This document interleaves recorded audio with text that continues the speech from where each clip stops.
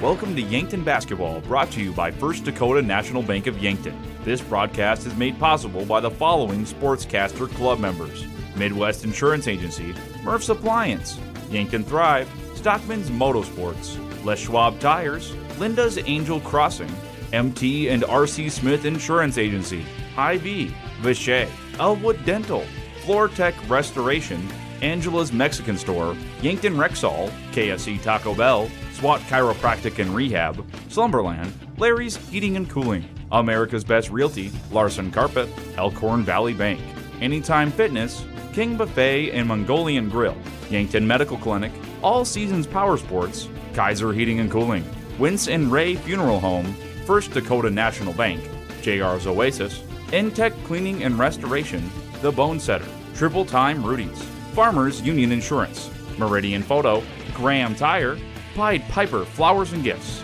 Kalen's Indoor Comfort, H&H Roofing, Boss's Pizza and Chicken, Wall of Fame, Midwest Ready Mix and Clark's Rentals, and Raven Books. Now, for the Anytime Fitness pregame show with the voice of Yankton Athletics, Zach Spear. Hello and welcome to Douglas High School in Box Elder, South Dakota, as another doubleheader to close out the regular season here tonight in South Dakota basketball. Bucks and Gazelles basketball currently live and on air on Fox Sports Radio 101.5 AM 1570, and as always, Yankton streaming on YouTube. It's presented by First Dakota National Bank of Yankton.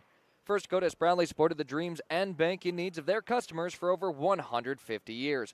They offer personal, business, and ag banking solutions for every stage of your journey, with 2 locations, downtown and North Broadway. Yankton pacing a little bit better on the time here at Douglas High School than we were yesterday, as about 45 minutes late we ran on tip-off yesterday in Spearfish. No worries, though. 2 great games we certainly had. As currently on the floor, it is the JV Bucks and Patriots duking it out. 1:15 to play in the third quarter of action. Yankton leads 53-31.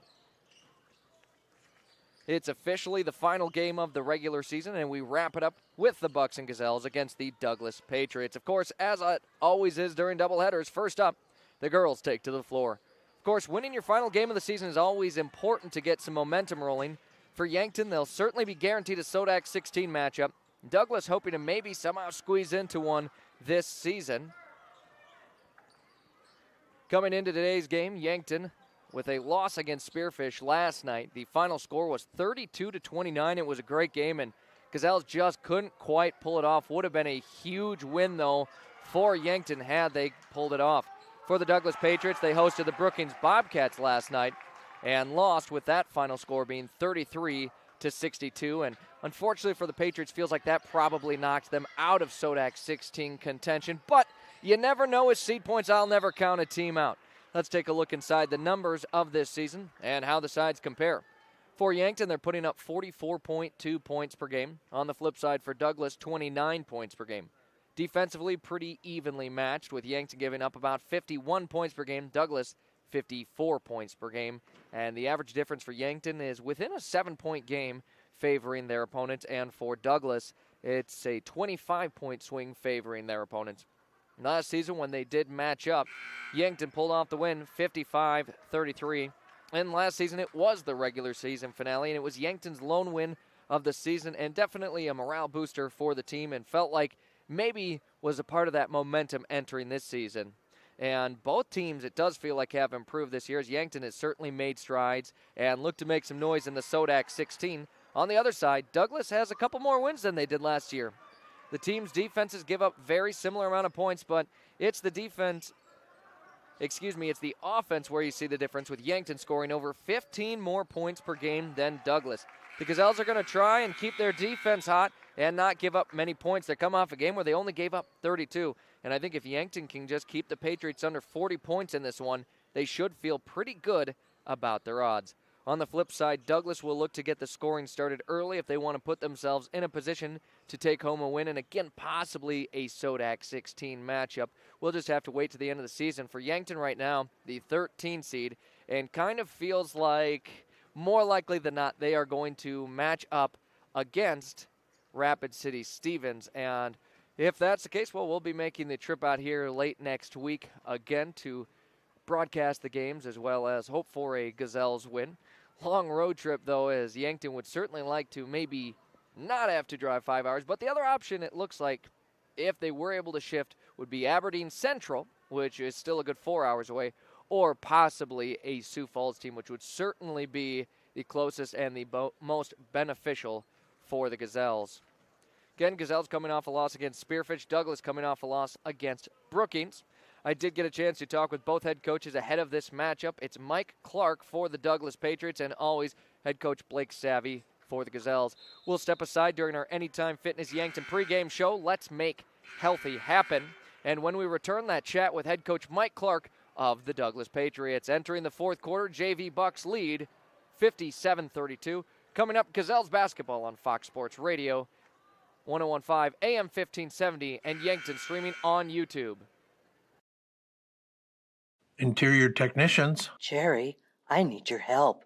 I'm in a real pickle. How can we help? We clean carpets, furnace and duct cleaning, mold remediation, fire restoration, water damage restoration, office cleaning, and much more. No, Jerry, I'm in a real pickle. I'm stuck and I can't get out. Hang on, I'll send you a pic so you can see what I mean. Oh my gosh. When you need it clean, call the Intech team, fixing pickles since 1984. At Anytime Fitness Yankton, your fitness journey starts with one step, and Anytime Fitness will be with you every step of the way. Open 24 hours a day with top-of-the-line equipment and guidance you need to reach your goals. Plus, your membership gives you access to every Anytime Fitness gym anywhere. No matter your goals, no matter the time, you belong at Anytime Fitness Yankton, located at 2509 Fox Run Parkway. Start today at Anytime Fitness, where your fitness journey never stops. Lucky for us, life is full of choices, big and small, just as it should be. They define us, make us who we are. And when it comes time for you to choose, a car, home, your next big adventure, or start a new business, Farmers Union Insurance has the variety of choices to make sure you have the perfect coverage to protect each perfect moment. Farmers Union Insurance. Welcome to Wall of Fame, where style meets customization, specializing in crafting custom clothing and print shirts. We ensure every stitch and every print is of the highest quality, so you get the best clothes every time. We're here for all your promotion needs, and the best part, our process is seamless. Simply share your designs with us and we'll handle the rest. Get custom clothes for the best price. Wall of Fame.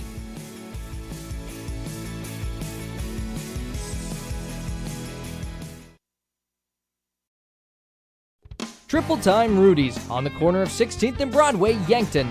Stop in and check out their wide variety of items. Grab some snacks, whether you want chips, popcorn, or something sweet, they have it. Ice cold beverages, or when you need that boost in the morning, coffee. You can also grab the best locally produced meats, meat sticks, and cheeses in the area, guaranteed fresh. For those hot days, grab a Freezy too. Get all your car needs and 5 cents off a gallon when using cash. All at Triple Time Rudy's, Yankton. The Bonesetter Chiropractic, Yankton. I'm Dr. TJ Stotes. When you need chiropractic, we're here. We use a hands-on approach, decompression traction, electrical stimulation, acupuncture, and state-of-the-art examination techniques. We're happy to offer exercise and supplement advice as well. The Bonesetter Chiropractic, 215 Mulberry, Suite 9, Yankton. Call or text 605-401-5701. Bringing you comfort when there's discomfort.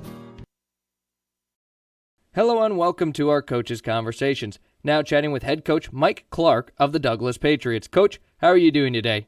Good. How are you doing, Zach? Doing great. Looking forward to more basketball. And now coming up, you take on the Yankton Gazelles. What are your thoughts on this matchup? It's always a fun game to end the season with. You know, Coach Blake does a really good job They're pretty similar to us. There's not a lot of seniors, usually a lot of younger talent playing up in the grade level. So it's always it's a good one to end on every year. And could you tell me about the season that you had so far? Yeah, definitely. We're 4-14. You know, we have a couple more wins than we've had in the past couple years at this time of the year. Competing a little more defensively, you know, offensively we struggle a little bit, but you know the season's been a good one. And who are a few players on your team that we should expect to make big plays in this game? Start off with one of my seniors, number 24, Olivia Harris. She's done a good job this year for us. She's been averaging 10 points a game, 5 rebounds a game. Always one of my hardest workers ever since she's been in the program. Another one, Emma Blazier, number 5, senior. She's averaging 6 points a game, 3 rebounds. She's one of my real good vocal leaders, takes charge, gets control of the team when we need it. It's senior night for you and your team, and I know you already mentioned a couple of the seniors. Could you tell me about them and what they have added to your program as a team? Oh, definitely. Well, I'll elaborate on the other senior, Ramsey Johnson. They've all been Ramsey Johnson, Taryn Schroyer, Emma and Liv. They've all been a part of the program. This is their 5th season with me. This is my 5th year as head coach. They came up as 8th graders. You know, obviously they didn't play varsity right away, but they've been a part of the program. Just a great group of girls. They work hard. They're great leaders on and off the court, multiple like NHS members. You know, they do a lot of good stuff in the community, other sports as well. They're team captains. So this has been a really good group of seniors. And what would it mean to you and your team to end the season here with a win? It would mean a lot. You know, honestly, winning is great, don't get me wrong, but just competing with Yankton and Brookings Friday and Saturday would be really good for us. You know, a win would be phenomenal, but just to compete and, you know, end the season on a positive note for the girls would be amazing, and for the program. Like I said, we have 4 wins now. To get to 5 or 6 after this week would be really good for our program. And then could you tell me, when your team is playing at its best, what do they do best? Just playing as a team. Like when our subs come in, those girls know what we're running. It looks pretty good. The offense runs. We get a lot of great looks offensively, no matter if we're playing against zone or man. They do a good job of running our sets and just playing basketball. Defensively, they do a good job in man-to-man and zone. They do a really good job helping and communicating. So, you know, I think playing together is their strongest attribute. Well, Coach, I appreciate the time. We should be in for a good game. All right, thanks, Zach. I appreciate it. Again, that was head coach Mike Clark of the Douglas Patriots on our Coaches Conversations. Coming up, Blake Savvy of the Gazelles on Fox Sports Radio and Yankton streaming on YouTube. Starting the first bank in South Dakota was the easy part, earning the confidence of local farmers, helping families account for their dreams, and securing the future for countless businesses took us a little longer. We owe it to the hard workers, big dreamers, and forward thinkers out there. Thank you for making South Dakota a great place to call home.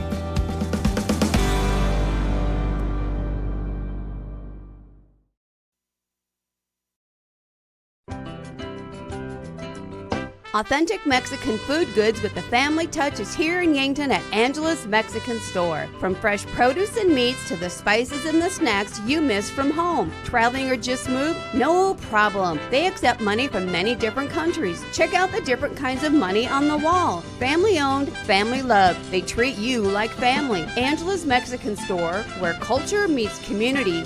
Stop in today.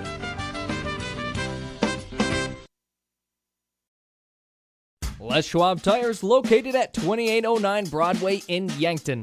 It's the place to buy tires with all different tread types to fit your needs and rims ready to make your vehicle shine. Not only do they sell tires, they fix them too. Flats, brakes, alignments, and more. You can feel confident that your car will be taken care of. No waiting for your tires, they should have them in stock.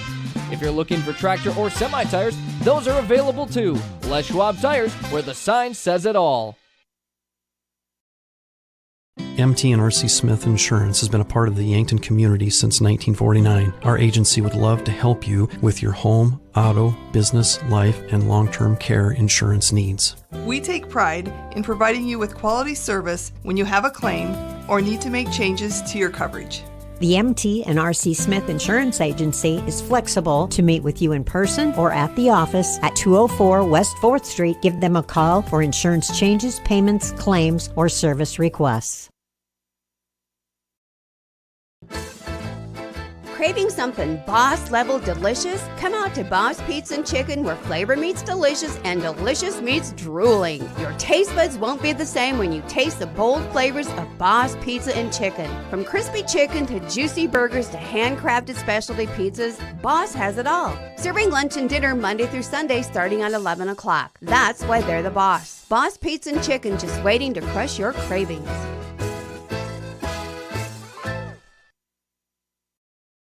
Warmer days are coming, and sooner or later your air conditioning will need to kick in as well. But what if it doesn't? Well, don't wait. Call Larry's Heating and Cooling. With 43 years in the business, we're very knowledgeable on what we do and how we serve our customers. You can rest assured that when you call day or night, someone will always pick up the call. Join our elite club today and become a priority member. Skip the line, get discounts on services, and have no overtime fees. Call Larry's Heating and Cooling for expert service from factory-trained technicians. Back on our coaches' conversations, Blake Savvy, head coach of the Yankton Gazelles. Coach, your final regular season game of the year, how is the team feeling? Good. I think we've had a lot of momentum building up into this last weekend of the season, and we want to make sure that we continue to do that going into the Sodac 16. And so last regular season game, as far as like practice and prep, there's not a lot of, you're not going to add any new things or really develop a bunch of new skills or scheme that you haven't yet. And so it's really about making sure that we're firing on all cylinders, and we trust that the work that we've put in all season is coming to fruition, and we start to see the fruits of that labor a little bit. And so this is really just a culmination of the whole season and making sure we go out and execute really well. And now you take on the Douglas Patriots. What are your thoughts on this matchup? I think they're a team that has taken a step forward from last year. I mean, they've got a few wins this year and have been able to kind of, they've got some scorers on the court that if you don't guard them, they can go get 14, 15 points. And so we've got to make sure that the defensive end is really buttoned up, and we're playing with a lot of pressure. We make it a full court game, and that I think it's really just about dictating pace, tempo, and the tone of the game. And something we've talked about before, long road trips are tough. And the second day of these long trips on back-to-back game days are even tougher. What's that process of getting the team ready to roll? Yeah, well, I think it's a balance, right? It's having them understand this is a business trip at the end of the day. We got to go out and we want to play 2 good games when we go on a road trip like this. But then it's also like they enjoy these road trips to staying in the hotel, hanging out with each other for an extended period of time, going out to eat a few times. So it's fun for them, and I think you also have to allow them to lean into that and just enjoy the trip. And then when you wake up Saturday morning, you make sure that we go at it again. We get ready from the moment we wake up. We kind of are business as normal and ready to go play another game. And let's talk about your team as a whole, how far they've come from game 1 to now game 20 this season. Yeah, I think there's been a lot of growth, and I think on the offensive and defensive end. On the defensive end, I think that we've started to trust our ability to pressure the basketball and just play a high-intensity, full-court defense, and I think that side of the ball has grown a lot. And then I would also say on the offensive end, we've just continued to develop more and more threats on the offensive end as far as different individual players being willing to step up and look to shoot the ball and show that they can score at a high rate. But I also think we have a lot of girls just fulfilling multiple roles, whether that's really filling the stat sheet with a lot of assists, steals, shot attempts, rebounds, whatever it might be. I think we have girls really buying into their role and comfortable in their role, and we see that our execution. And you talk about the rebounding. It's been a great improvement as of late. How much does that then help your team, both offensively and defensively? Yeah, that's a big deal. Against T, if you look at that one, that was a big game of 93% for our defensive rebound percentage. And when you can do that, that means that when you're forcing a team to get a miss, it's one and done. And that's a really, really good way to win some tough games, is to just make sure when you force them to miss, they don't get another chance. And so, especially from a year ago, that was an emphasis coming into this season, was defensive rebounding, because a year ago we were just over 50% for our defensive rebounding percentage. And that means, an offensive miss for the opponent was about a 50-50 chance they were going to get it or we were going to get it. And this year we're sitting around 70%. And so it's just been a huge increase in growth in that area for our girls. And that's a lot of credit to them and taking ownership in that area. And you mentioned last year. You look at last year's team into this year, a lot of the same faces, same players. And last year, you had some tough ones. How does that then make your team better this year as we enter endgame? I think that they've just bought into the process. They've grown a lot. You can't trade experience for anything else. Just playing games is a really big deal. So from last season, we had a summer league this last summer that gave us a lot of experience. And then obviously now going into games 19 and 20 this weekend, it's a lot of girls that now have played a lot of games, and we just didn't have that last year. And so that's been a really big difference in us just gaining the experience, and with experience comes confidence. And they've just done a great job going to work every day and riding the highs and lows and just continuing to stay the course and trust it. Well, appreciate the time today, Coach. Good luck, and go Gazelles. Awesome. Thank you. Go Gazelles. Again, you just heard from head coach Blake Savvy of the Yankton Gazelles. On the way, the regular season finale against the Douglas Patriots. Here on Fox Sports Radio, 101.5 AM 1570, and Yankton streaming on YouTube. Slumberland Furniture at 2401 Broadway in Yankton, home of Kirkland Furniture Groups, bedroom groups by Laguna, and dining sets by Tower and Catadel. They're also the only place to offer furniture by Flex Steel and the biggest selection of Lazy Boy in the area. The Mattress Gallery is full of the best brand name mattresses in the business, including the all-new Tempur-Pedic Active Breeze personalized climate-controlled mattress. Slumberland Furniture, dining, bedroom sets, and mattresses in Yankton.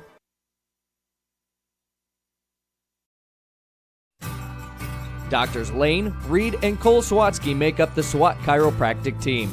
Check out their new location at 2000 Summit Street, Yankton, South Dakota. At SWAT Chiropractic and Rehab, they'll treat your neck and back pain, headaches and migraines, plantar fasciitis, sciatica, sports injuries, elbow, knee, rotator cuff, nerve injuries, and more. SWAT Chiropractic, specialized wellness and therapy. Let them get you ready for wherever life leads you.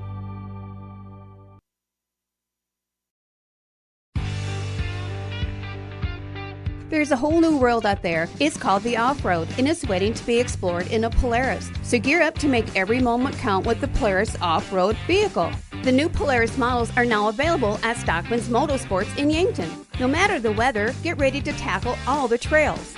With machines like these, your world just gets bigger. Stop in at Stockman's Motorsports today to learn more about the epic new Polaris off-road lineup.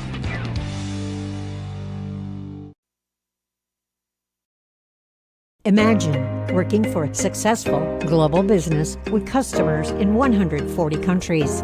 That's Vishay Intertechnology, a Fortune 1000 maker of electronic componentry. Now imagine a company of that size with that kind of stability and a caring family-like environment. Learn more about what you can do at Vishay by visiting VishayCareers.com. Vishay is an equal opportunity employer. Vishay, the DNA of tech.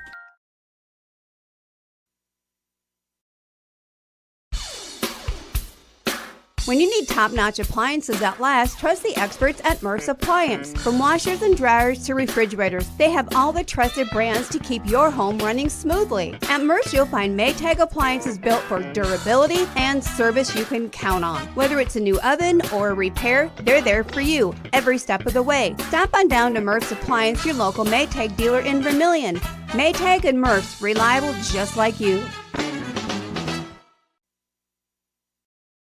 This is your invitation to thrive in Yankton, South Dakota. Nestled on the bluffs of the Missouri River, plenty of outdoor adventures are waiting. Whether you work remote or in a traditional office, we have a spot for you. Quality health care, diverse manufacturing, progressive school system, Mount Marty University, and so much more. Explore with family and friends. Let's thrive together. And back for Anytime Fitness Yankton pregame show. In JV action on the floor, just wrapped up. The Bucks coming away with a big one, a big win over the Douglas Patriots. As kind of just on pause right now before we get to warm-ups. It's going to be senior night. And they're waiting for, I believe, the girls' JV game to wrap up in the other court before they get rolling with the senior night here on the floor tonight. So we'll just continue on with our Anytime Fitness of Yankton pregame show. Again, the Gazelles coming into this one 7-12 for the Patriots, 4-15. Yankton scoring 44 points per game. Douglas 29 points per game. And then on the defensive side of things, Yankton gives up 51 points per game, and Douglas currently giving up 54 points per game on the season. So for Yankton, feels like their defense can roll here and avoid giving up too many points. Should be setting themselves up for a good chance to win here tonight to close out their regular season with a victory and get some momentum heading into the Sodak 16, which again we're probably looking at Rapid City Stevens, but I won't say anything is set in stone until they have got the official schedules out, as seed points can always change. You know, a team that you beat earlier in the season, they pick up a few more wins, and then you get more seed points from that, so forth, so on. But it does seem like Rapid City Stevens is the most likely opponent for the Gazelles coming up in their Sodak 16. Last night in action, the Yankton took on the Spartans, in which they fell 32-29, the final score. Here are your final stats from that one. Jocelyn Elwood, 7 points, 2 rebounds, 1 steal, and a block. She was our Kaiser heating and cooling of Yankton's hot hands of the game, as just had a great fourth quarter and just about brought her team right back into it. Unfortunately for Yankton, just couldn't quite pull off the victory. But Jocelyn Elwood, 7 points, 2 rebounds, a steal, and a block. Eden Wolfgram with 5 points, 3 rebounds, 2 assists, and 2 steals. Nora Kraske had 3 points, 1 rebound, and 4 steals. Again, kind of the defensive specialist for the Gazelles. Jordan Cooter on that one with 9 points, 6 rebounds, 2 assists, and 2 steals. And to round off the starters, September Rao had 3 points, 2 rebounds, and a steal. And those were the first 3 points we had in the game's entirety. Coming off the bench, Kelson Wells put up 2 rebounds, an assist, and she also had 4 steals. Her and Nora Kraske tied with the most, and felt like before the game kind of mentioned how those two, even if the numbers maybe don't always reflect it, they always make a big impact because of their defensive presence, and it was certainly the case last night. And then Brenna Elwood with 2 points and 2 rebounds. Again, it is senior night here tonight for the Douglas girls, but not the Douglas boys, I was let known. So we are waiting for the senior night activities on the floor here tonight, and they're waiting for the girls' JV game to wrap up in the other gymnasium so that they can get on with that, and then into the warm-ups for the varsity squads. And then, of course, game time, as we're only about 3 minutes away from what was set to be original tip-off time here, as a little bit of a lengthier fourth quarter in that boys' JV game. But I guess it wouldn't have mattered with the JV girls waiting on them anyway. So we'll just continue on here.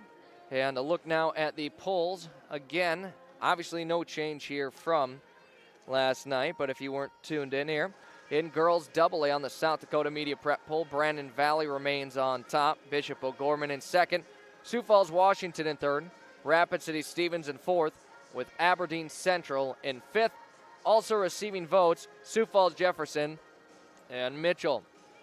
Then when you go to the South Dakota Power 5 poll in AA for girls, well, it's exactly the same on the top 5. Brandon Valley in first, O'Gorman in second, Sioux Falls Washington in third, Rapid City Stevens in fourth, and Aberdeen in fifth. Receiving 1 vote as well is Mitchell. For Douglas here tonight, feels like maybe not an opportunity to make the Sodak 16 game, but of course we'll just have to see if they are able to sneak up into the top 16. As the last time I saw in the standings, they were currently the 19th seed in AA.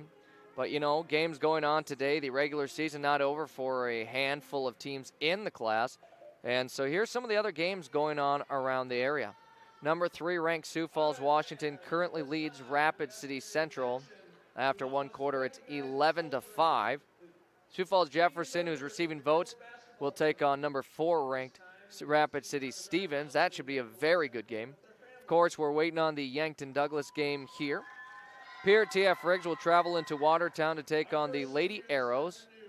And in the final game in girls AA for today, Spearfish will take on Brookings and try to close out their season with back-to-back wins. In boys AA, Watertown, the 4th-ranked team, travels into Pierre to take on the TF Riggs Governors. I tell you what, though, Pierre has certainly flipped a switch and started playing better as of late, too, as they nearly pulled off an upset last night, just couldn't quite get the job finished. Sioux Falls, Washington, who's receiving votes, will travel to take on Rapid City Central. Rapid City Stevens will host Sioux Falls Jefferson, a team that is receiving votes. Of course, after this game will be the Yankton Bucks and the Douglas Patriots, as the Bucks look to close out their season hot, as they've just played so well, and they've really, they've made an impression on the rest of AA. You talk with a lot of the opposing coaches, and they say that is not a team that you want to host in the Sodak 16. Then in the final game in boys AA for today's action will be Spearfish, who takes on Brookings at home. Spearfish just falling to Yankton. Now, if Spearfish is able to win over Brookings, the seed points that Yankton received will actually bump up.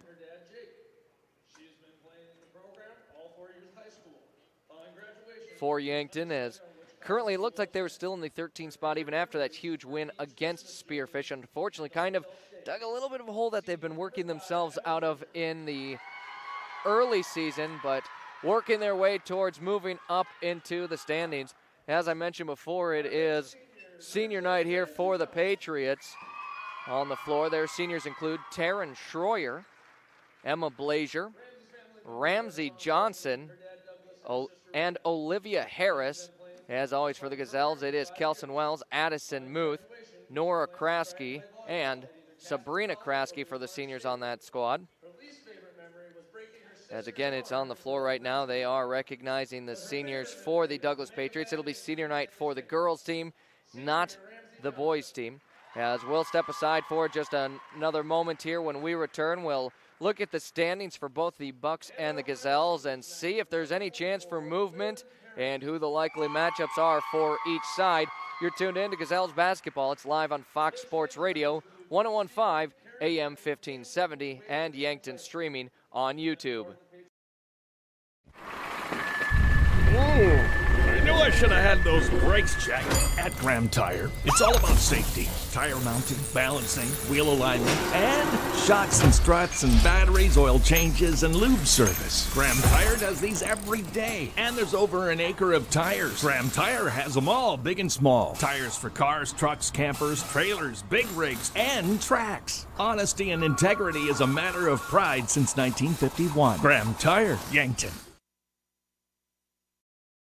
Midwest Insurance Agency values family. Our agency has been family-run for over 60 years. We pride ourselves on excellent, knowledgeable customer service. This day and age, everyone is so eager to have an immediate response with a quote. But at Midwest Insurance, we take our time and evaluate your assets and make sure you are properly insured. We take those what-ifs very seriously. As we continue on our family business with hopes of our children, Brooke or Jet, taking over in the future, we will continue to be there for you always. Come be a part of our family. Midwest Insurance Agency, 3016 Piper Street, Yankton.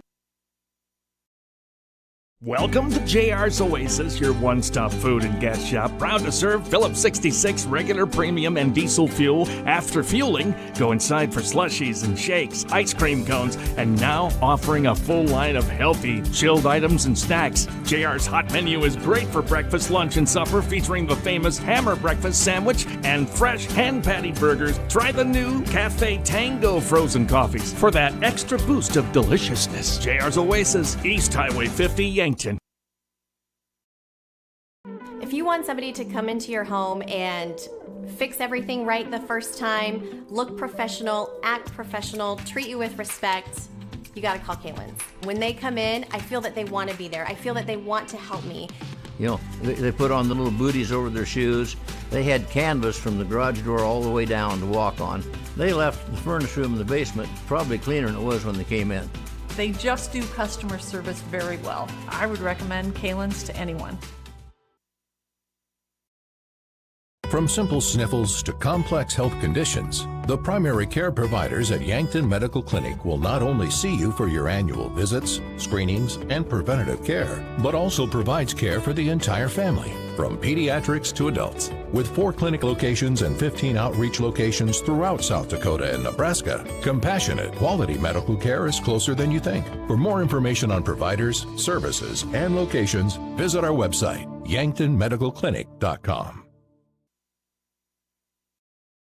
If you're into hunting, fishing, towing, or just want to blaze the trail, All Seasons has ATVs, UTVs, dirt bikes, and scooters from quality brands like Honda, Yamaha, and CF Moto. Needing watercraft? All Seasons has a large selection of quality boats and wave runners, and we take pride in service after the sale. We have friendly certified technicians that will winterize, summarize, diagnose, and repair your power sports equipment. In business for over 20 years for good reasons. We're All Seasons, Power Sports and Marine in Yankton. And back to the floor as we continue on with the Anytime Fitness of Yankton pregame show. The team's on the floor warming up as we can start our countdown to tip-off here, as it's currently 1:05 Mountain Time, 2:05 if you're in Yankton or any surrounding areas for Central Time. Looks like we'll probably get tipped off around 1:20 Mountain Time, 2:20 Central Time, as the Gazelles looking to close out their season with a victory and just get some momentum heading into that Sodak 16. And just kind of a recap for the Gazelles season. They open it with a big win over Sioux Falls Lincoln, where they won by 50 points. And you know, a lot of momentum going from there. And then maybe had some a tough stretch where they lost then their next 5. So 1-5, and you know, it was kind of similar to the Bucks. You feel like you hit that point in the season where you can kind of just take it and expect, oh, we're not going to, do anything this season. Or you can take it on the chin and you can say, here's where we need to get better, and let's do it now. And that's been exactly what the Gazelles have done.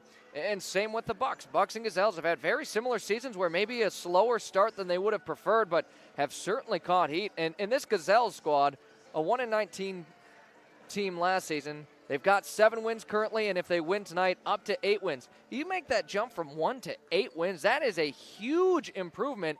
And not to mention, you do return a lot of talent and starters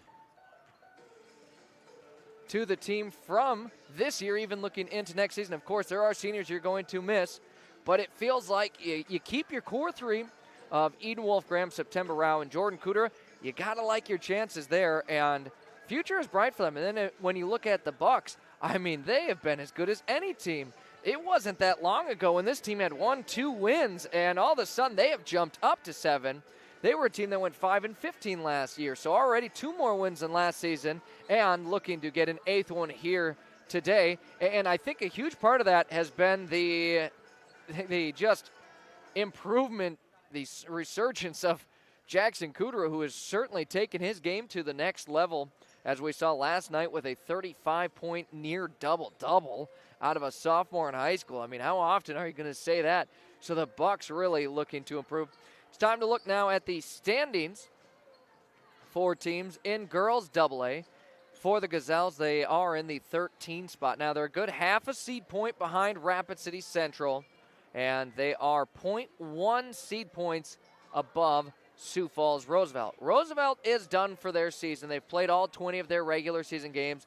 So you feel like if Yankton falls to Douglas tonight, they probably do drop to that 14th spot, which they wouldn't want to do, as that would, of course, the higher up team you got to take on, the worse off you're going to be. It just makes sense.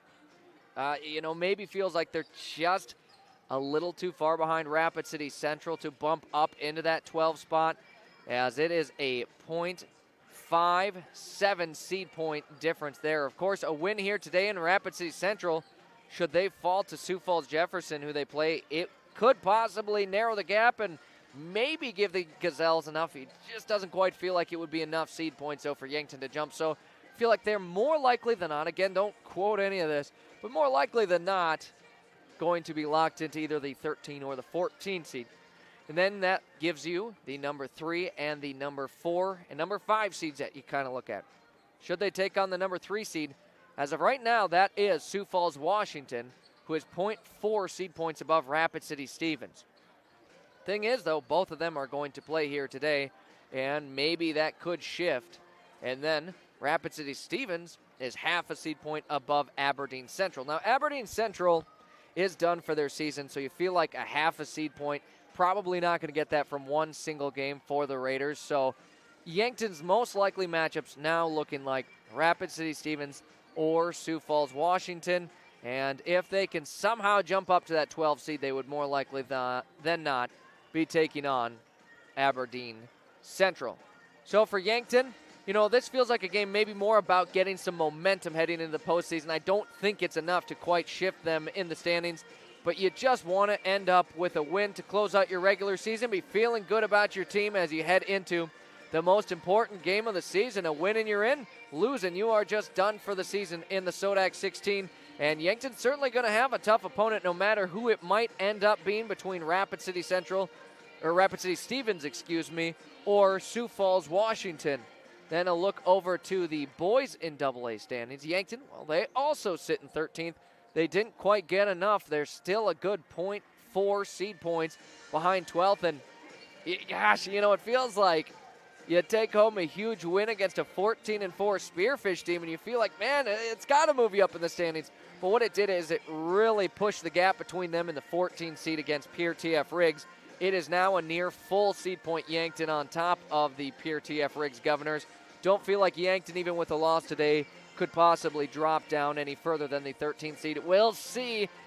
If Mitchell loses and Yankton wins, there's a chance Yankton might be able to jump them, but doesn't feel like that's likely. Yankton, the Bucks, more likely than not, will be locked into that 13 spot.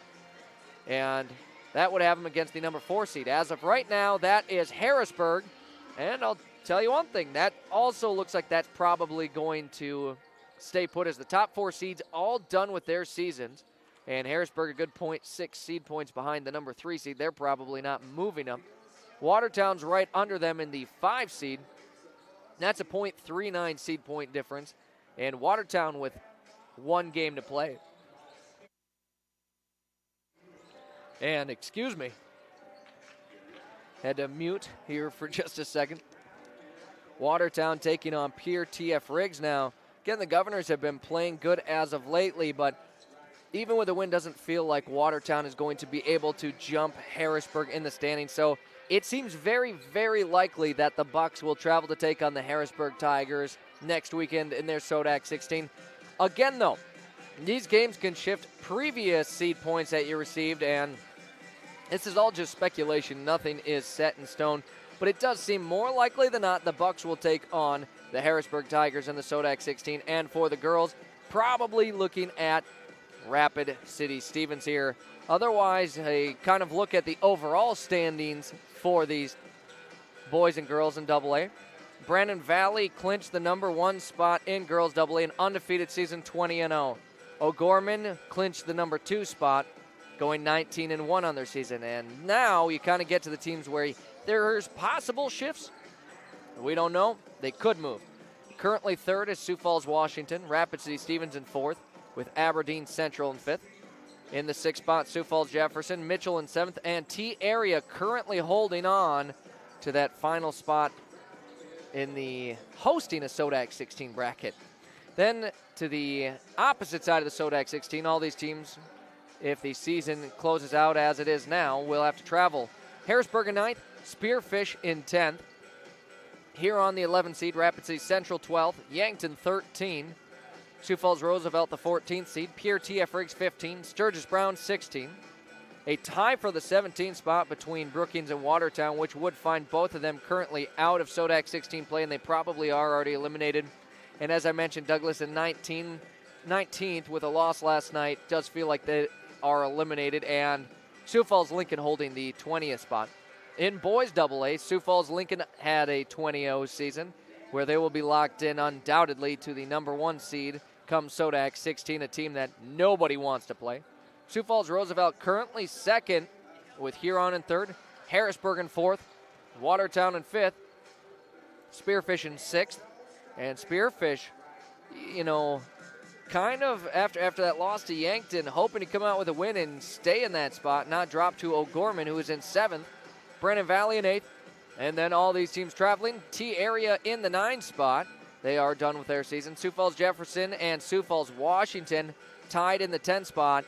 And now these two teams both are in action, so that tiebreaker should hopefully be broken here by the end of the day. Mitchell then in 12th with Yankton right behind in 13th. And again, Yankton feels like they probably can't jump Mitchell, but we've seen crazier things. Pierre T.F. Riggs in 14th, Rapid City Central 15th, and Sturgis Brown 16th. Now in boys AA, Sturgis Brown is done, but right behind them in 17th, who would be one spot out of the SODAC 16, is Rapid City Stevens. It is a .23 seed point difference. Stevens does have a game today, so a win could make things interesting. Then the 18th seed in boys AA is Douglas, Aberdeen Central in 19th, and Brookings currently the 20th seed in all of AA. So that's kind of a look at your standings in both boys and girls AA here, as we are close to tip-off on the floor here, only a couple of minutes away from our national anthem, our starting lineups, and then, of course, game time. It's the Yankton Gazelles traveling into Box Elder to take on the Douglas Patriots. The Gazelles are coached by Blake Savvy with a 7-12 record. Patriots coached by Mike Clark and a 4-15 record. And again, it is improvement on the seasons from both sides, as Yankton won in 19 last season, up to 7 wins, possibly 8 with a win here today. And then Douglas, a couple more wins than we saw them with last year as well. So good to see both of the teams trending in the right direction. And you kind of heard Coach Clark of the Patriots talking about it. Felt like they were taking the right step in the direction they want to move into. And even though some of those games you lose, that felt like they have been more competitive this season than they maybe were last season. So hopefully we'll be in for a good one here today. We had back-to-back great games last night against the Spearfish Spartans, with the Gazelles in a 3-point game, just falling to the Spartans. And then the Bucks coming up with a big win over the Spartans. It was some great basketball last night, and we look forward to continue that into today, as it's a doubleheader and the regular season finale. The Yankton Bucks and Gazelles in Box Elder to take on the Douglas Patriots. Keep it tuned here. Tip-off only moments away on Fox Sports Radio, 101.5 AM 1570 in Yankton, streaming on YouTube. Do you like to read? I love to read. So does Rabin Books, your unique bookstore in Yankton, where you'll find thousands of books from brand new to gently used oldies but goodies, all at unbeatable prices. Trade in your old favorites for credit and be able to explore something new. Whether you're a casual reader or a bookworm, Rabin Books is your next chapter, located at 804 Bill Baggs Road. Rabin Books, where every book finds a home.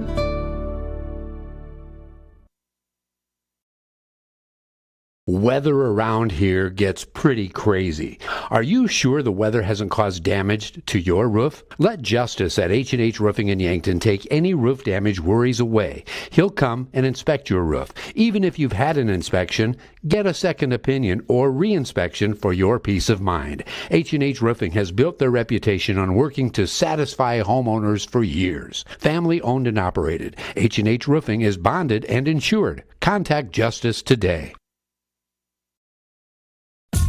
Dive into the delicious all-you-can-eat Asian buffet, featuring mouth-watering Asian cuisine like broccoli beef, General Chicken, sesame chicken, so much more. Or choose from a fresh selection of meats, noodles, rice, vegetables, Asian-inspired sauces, and watch them sizzle on the Mongolian grill. Plus tantalizing desserts, including ice cream. Get your fill at King Buffet and Mongolian Grill, North Broadway, Yankton. And back to the floor, as it is nearly game time here, as they'll have the SDHSAA sportsmanship on the video board on the floor here. For the Yankton Gazelles, they'll be wearing their white jersey and shorts trimmed out in red for this game. On the flip side, the Patriots, they've got, what I was told, brand new jerseys for senior night tonight. Black jersey and shorts trimmed out in red, white, and blue. And so had some changes in the jersey numbers from what was listed online for the Patriots to what they'll be wearing tonight. But again, brand new jerseys for them on a senior night. And the Gazelles and Patriots nearly in action here. Both teams have finished warming up. Everyone in the crowd has gotten to their feet, and it is coming up, your national anthem. don't see a pep band in the crowd, so we will see if we have someone singing or pre-recorded here on the floor tonight, as this is your national anthem. Stand at attention and face the flag with your right hand over your heart. Veterans and active military personnel may salute. Ladies and gentlemen, our national anthem.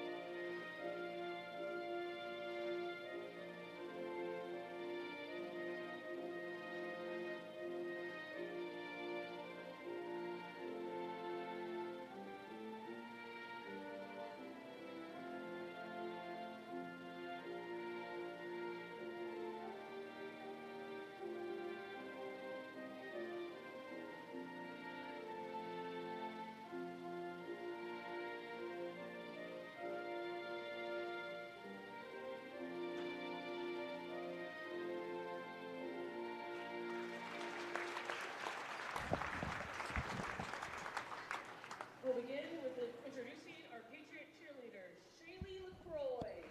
Again, that was your national anthem being played here at Douglas High School as game time just moments away. Appreciate you tuning in today on Fox Sports Radio 101.5 AM 1570 and Yankton streaming on YouTube. I'm Zach Spear and helping out operating the camera tonight. My wife, who's made the trip out West River with me, Madeline Spear.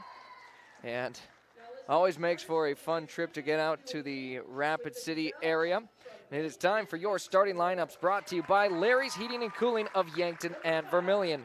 For all your heating and cooling needs, it's Larry's Heating and Cooling anytime, any day. We start with the Douglas Patriots, 4-15 on the year, coached by Mike Clark. Senior guard forward combo at 5'8", it's number 1, Taryn Schroyer. Senior guard at 5'4", number 5, Emma Blazier. A senior guard at 5'5", number 10, Ramsey Johnson. Junior forward center combo, 5'11", number 20, it's Riley LaJoy. And to round off the Patriots starting lineup, it is senior guard forward combo, 5'8", number 24, Olivia Harris. It is now time for your Yankton Gazelles starting lineups for tonight, brought to you by Larry's Heating and Cooling of Yankton and Vermilion.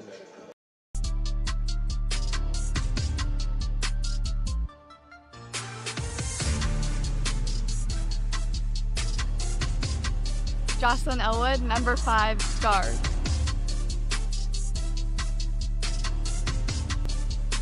Eden Wolfgram, number 10, guard.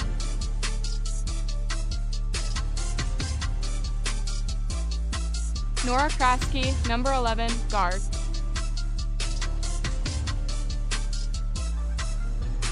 Jordan Kudera, number 13, guard. September Rao, 21, guard.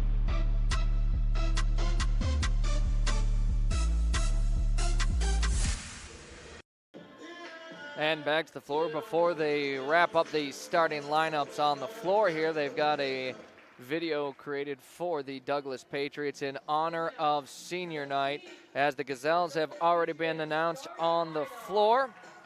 And the Patriots now being announced. Again, Yankton wearing their road white jersey and shorts. They are trimmed out in red.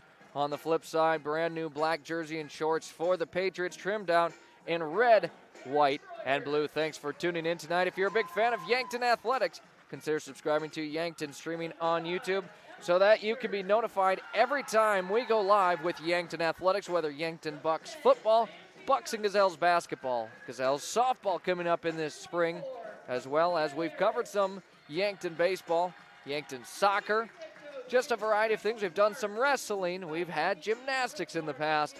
You know, if we've got time, sometimes we just throw in extra sporting events.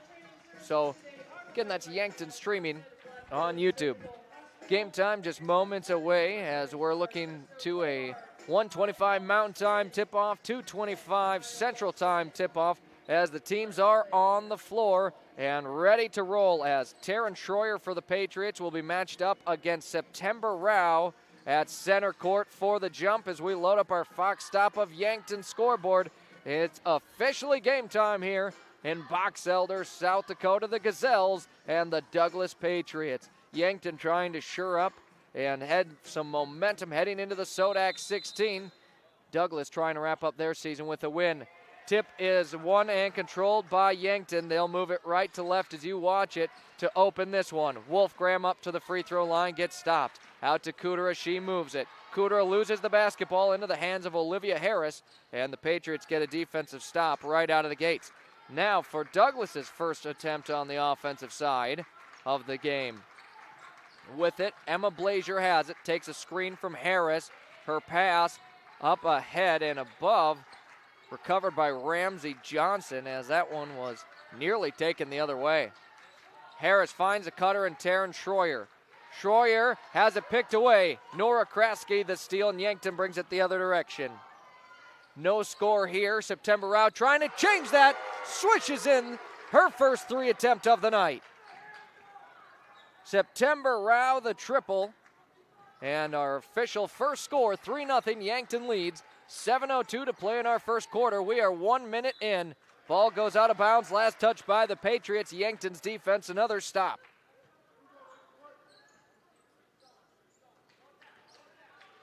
Gazelles inbound at Wolfgram. Brings it down the floor quickly. Finds some spacing. Her layup off the front side of the iron and brought the other direction for the Patriots. Now a foul here. It'll go against September Rao.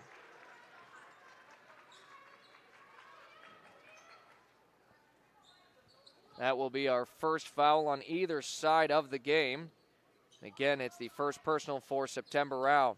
Patriots on the inbound. It's taken away. Eden Wolfgram has it. Wants to bring it on the other side. She's fouled on her layup attempt, and she's headed to the free throw line for a couple opportunities.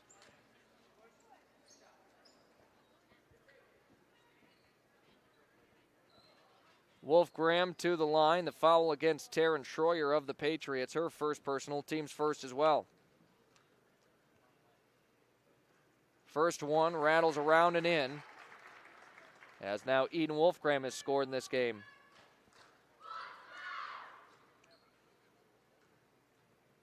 The next attempt put up and Kind Iron drops for two.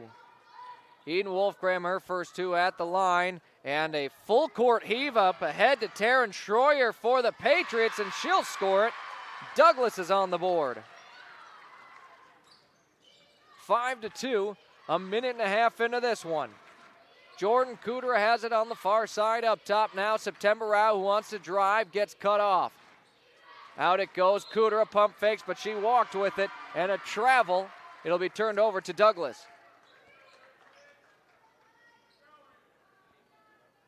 6:22 to go in the first quarter. 5-2, Yankton leads, and they'll make sure they're not just going to let them throw it deep again. And it's a 5-second violation on the inbound. The Patriots couldn't get it in.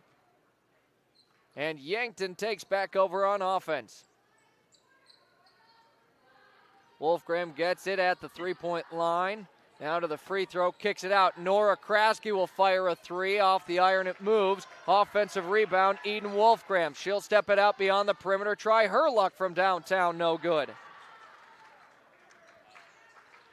Up ahead, the Patriots move it quickly. It's Ramsey Johnson with it into the lane and took an extra step, a travel, and their score will remain at 2 points in this one.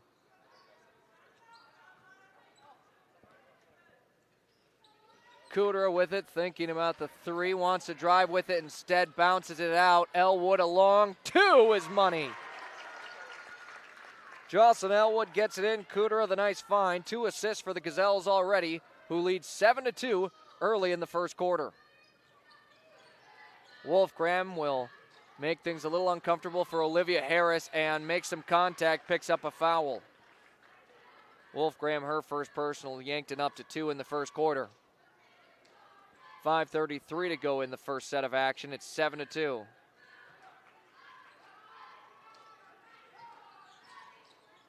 Inbound gets in, and the Patriots back to work on offense. Taryn Schroyer with it, gets it down low. Riley LaJoy had a great opportunity, but just put a little too much on it. Wolfgram pulled in the rebound, dishes it out. Rao, another three-point attempt. Nothing but net. September Rao, 2 threes to get this one started. Yankton up to 10 points already. They lead 10-2.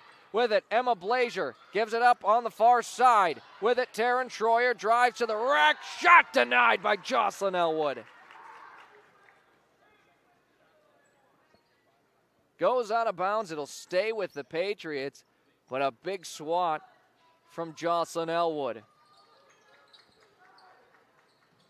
Inbound gets in. Riley LaJoy brings it to the lane off the glass. A tough bucket, but gets it to drop. 10-4, Yankton leads, back to work on offense. Wolfgram gets through, tosses it up, and can't get the layup to fall. Emma Blazier will bring it down the floor for Douglas. She'll give it up. Olivia Harris has some spacing from downtown. Can't get that one to fall. Rao reels it in.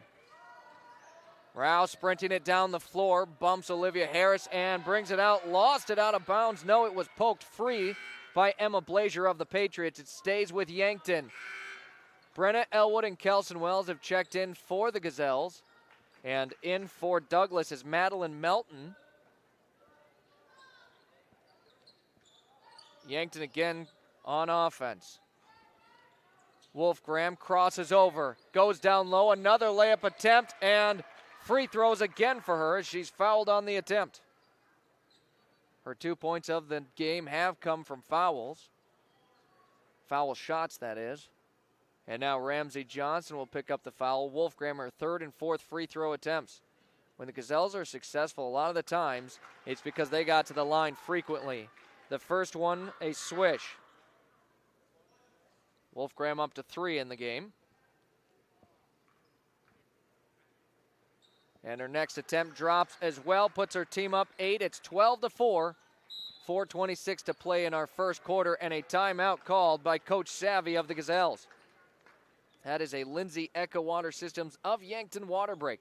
Locally owned for 4 generations, call them for water softening and purification, salt, reverse osmosis needs, and bottled water. That's Lindsay Echo Water Systems of Yankton. On the floor right now, it is 12-4. Yankton currently leading the Douglas Patriots in Box Elder with 4:26 to play here in our first quarter of action. Just a 30-second timeout for Coach Savvy, so we will leave it here.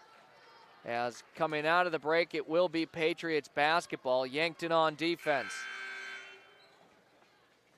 For the Gazelles, no subs out of the break. They'll keep their 5 that they had in earlier. Emma Blazier inbounding it for the Patriots. Gets it in to Taryn Schroyer. Blazier sprints it across the floor. Working against Eden Wolfgram. Now brings it back up to about her logo. On the far side with it.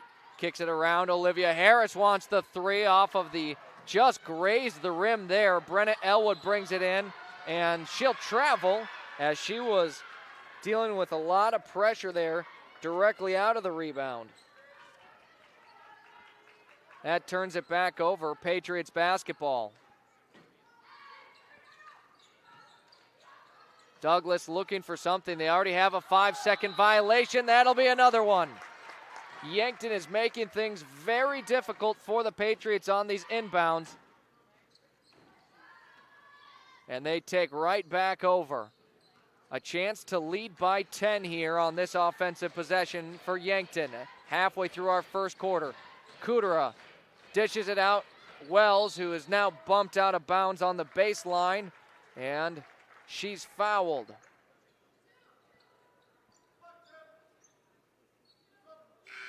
As a sub in here, it will be Ashlyn Blasius for the Patriots. The foul was against Ramsey Johnson, who's now up to 2. Inbound from Rao, gets into Jordan Kudera, rattles around and out. Kudera looking for her first score. The last 2 games, she's been the leading scorer for Yankton. With it, Blazier tries dumping off Schroyer. Pass was tipped and still got through. Offensive rebound after the miss, and Olivia Harris cleans it up for 2. 12-6, Yankton leads it. Eden Wolfgram finds Wells. Wells wants to drive down low, throws it up, left-handed scoop layup, no good. Patriots a chance to make it a one-possession game or narrow the gap as Blazier had it stripped free, but Yankton fouled on the attempt. Foul on September Rao, I believe, which would be her second personal. Sabrina Kraske is checked in for Eden Wolfgram, and it is against September. She will remain in the game with her 2 fouls. Patriots do get it in this time to Olivia Harris, who drives it into the lane, throws it up off the front iron. It goes. Cooter of the rebound. Yankton moves it quickly. Elwood finds an open Sabrina Kraske. That one just left it short. Offensive rebound, Kudera. September wants her 3rd triple of the game, can't get it. Some good looks for Yankton. The shot's just not falling as up ahead Emma Blazier moves it quickly. Her pass goes up and over, out of bounds. A turnover for the Patriots offense.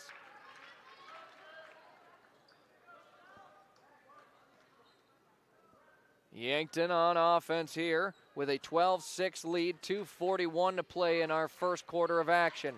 Cooter hands it right back off to Brenna Elwood, who moves into the corner 3, picks up her dribble and finds Cooter. Cooter to the top to Elwood. Elwood dishes it out around the horn. The Gazelles move it. Wells has it poked free and ends up into the hands of Blasius. We've stayed at this 12-6 point difference here for some time. Driving down low, a shot attempt goes out of bounds from Riley LaJoy. Looks like she lost her footing there, and instead of traveling decided to try and get it up, and will fall well short and go out of bounds. Brenna Elwood up ahead to Kudera. Kudera has contact all over her and called for a travel.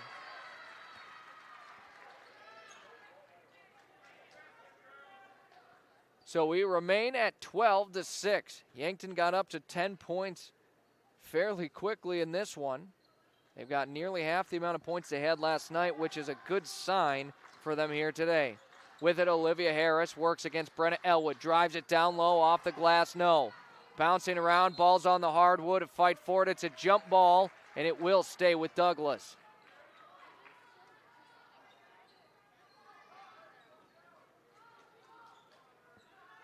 Patriots inbounding. They've had a couple of 5-second violations. It's been hard for them as that one put up into the air, poked free by Elwood, but the Patriots grab it off of the deflection.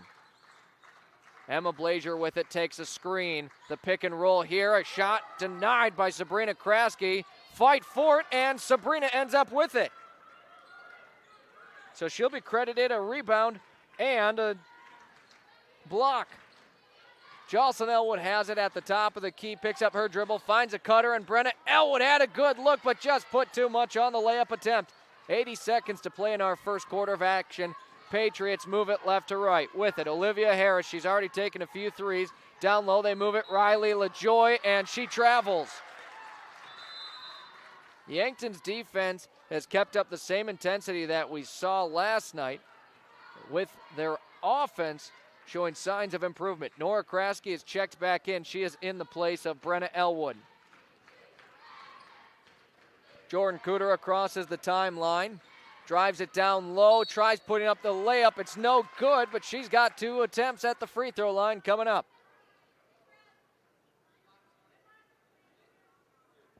And the foul will go against Riley LaJoy, her first personal, team's 4th. Cooter, a chance for her first points of the game, as the first free throw is no good. We remain at 12-6. We've certainly hovered at this mark for some time now. Cooter's next attempt drops, and now 13-6. 1 minute to go here in our first quarter. Yankton leads 13-6.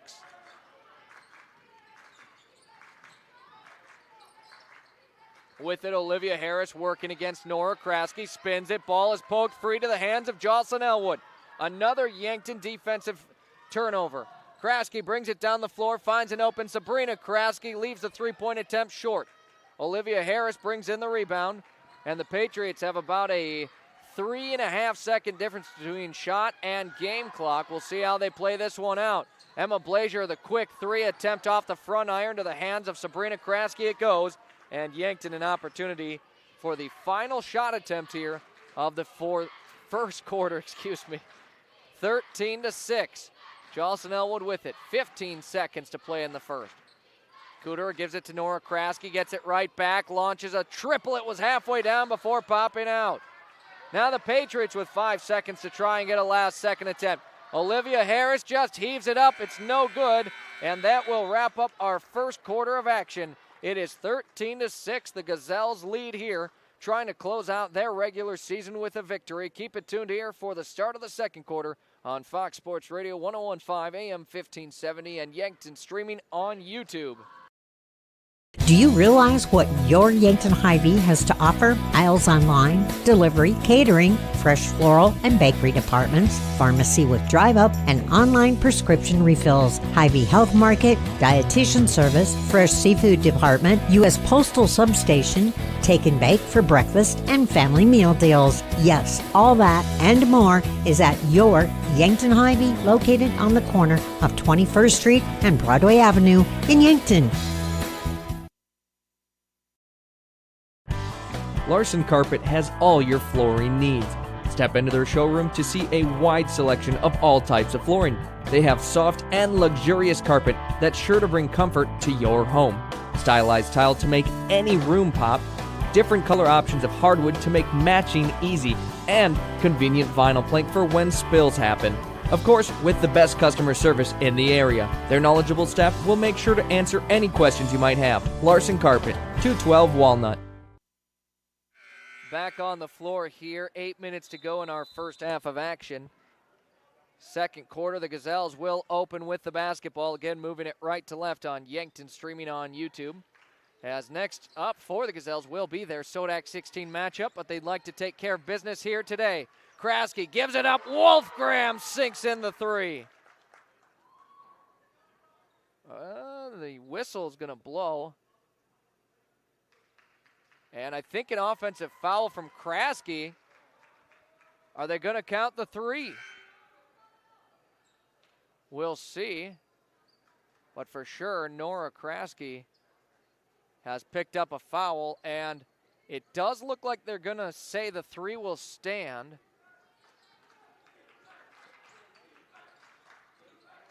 I believe it was, or was September Rao got a foul on it, actually. An off-ball foul I just missed, I guess. Ashlyn Blasius with it, gives it up to the hands of Ramsey Johnson. Yankton's defense making things difficult. A shot attempt goes up. Wells reels in the rebound. It's stripped away, taken away by the Patriots. They'll have another opportunity here to work with it on offense. A turnaround jumper, no good, ends up with Jocelyn Elwood. Up ahead, Yankton moves it quickly. Wolfgram drives it baseline, dishes it out. Kudera, good look from three off the front of the rim. That one bounces, and our score remains 16-6. Under 7 minutes to play in our first half. Ashlyn Blasius with it, picks up her dribble. Bounces it into the hands of Carly Hartley, who's in for the first time. And out of bounds for the Patriots. Yankton takes over.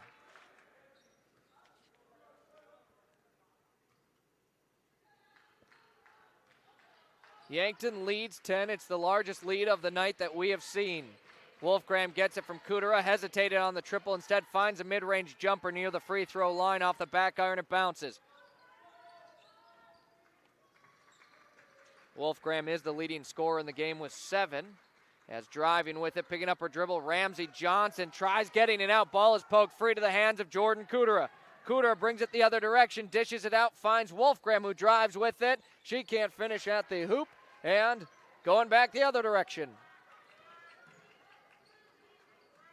Picking up her dribble is Blasius, able to bounce it into Hartley. Hartley on the near side, right beyond the perimeter. And right back to Blasius it goes. She'll move it on to the near side. Drives with it and was looking for a teammate. Instead, it's Kelson Wells sitting right there. Bringing the other direction. Shot attempt no good. Wells the offensive rebound. Her attempt no good. And a fight for the basketball. Whistle will blow and a timeout. Or is it just a sub here? As looked like the game was live, so surprised to see him blow the whistle. Wells checks out. And in her place, Brenna Elwood. Kind of an odd situation. Not sure what the official call was there. Either way, it is Douglas basketball. They had the rebound, so we'll go from here. Blasius with it, has it poked free. Wolfgram gets a hand on it, forces a jump ball. That'll keep it here with the Patriots on the inbound. The possession arrow will flip. Checking back in is Emma Blazier for the Patriots. Inbounding is Carly Hartley, gets it in Olivia Harris. Yankton works on defense. It's Nora Kraske against Harris, who tries bringing it baseline into the hands of Elwood. It falls. Jocelyn crosses over, a nice move, gives it up to Brenna Elwood, who can't bring in the pass. It goes out of bounds. Yankton turns it over. Patriots looking for their first score of the second quarter here with 5:15 to go in the half. Blazier has it against Wolfgram, trying to find some spacing. Takes a screen, drives it baseline, kicks it, but it's tipped into the hands of Berkeley Olson, who has just checked in for Yankton. Olson finds Wolfgram on the near side corner three, drives it instead, fouled before the attempt. And that will be our first foul here of the second quarter on either side. Riley LaJoy checks back in for Douglas in place of Madeline Melton. And the inbound immediately to Jordan Cooter, swishes in a triple. Her first three of the night, and an assist for Brenna Elwood. Yankton now leads 19-6, 4:40 to go in our second quarter. Riley LaJoy throws it to Schroyer. It goes out of bounds, put too much on it.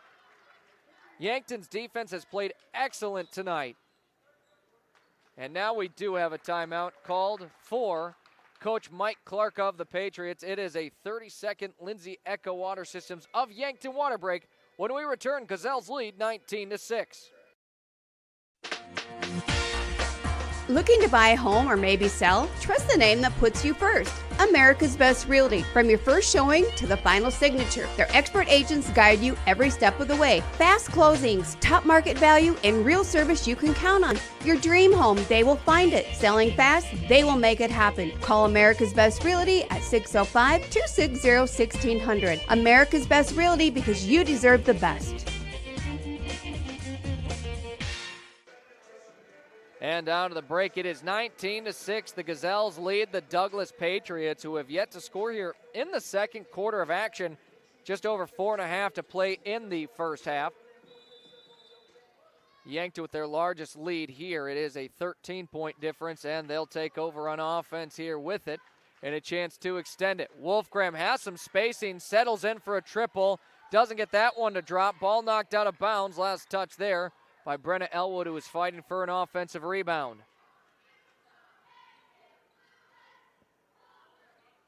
Blazier gets it in to Hartley, and right back to Blazier it goes. Blazier, as it has been most of the game, works against Wolfgram. She drives a baseline, pass into the hands of Nora Kraske, who nearly sends it out of bounds, but Yankton able to keep control here. Berkeley Olson steps in for a mid-range jumper. She's fouled on the attempt. Had she not been fouled, it looked like an offensive rebound coming up for Yankton. And the foul on Olivia Harris, her second personal, with Berkeley Olson a chance for her first points in today's game. First free throw off to the right side it goes. Sabrina Kraske and Jocelyn Elwood will check in for Yankton.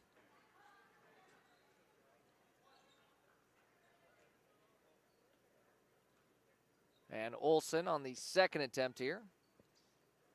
No good as well on the other side. Olsen about a half a point per game scorer here. Brings high-intensity defense for the team, though, when she does get in. Blazier gives it up. Taryn Schroyer now out. They move it. LaJoy. It goes into the lane, and a lofted-up attempt there for Olivia Harris, who gets the long rebound. Her next attempt no good, and she pulls in another rebound. Fight for the basketball, and she travels. Olivia Harris had multiple offensive rebounds on that offensive possession. Just couldn't get the shots to fall. So Yankton with it. Jocelyn Elwood had a lot of space there. Kicks it back out. Elwood to Kudera. Fakes the three, drives with it instead, and she's fouled. That is the third foul now on Douglas here of our second quarter, and it goes against Riley LaJoy, her second personal. Again, team's third. Inbound gets in Jordan Kudera. The three off the back iron bounces to the hands of Olivia Harris.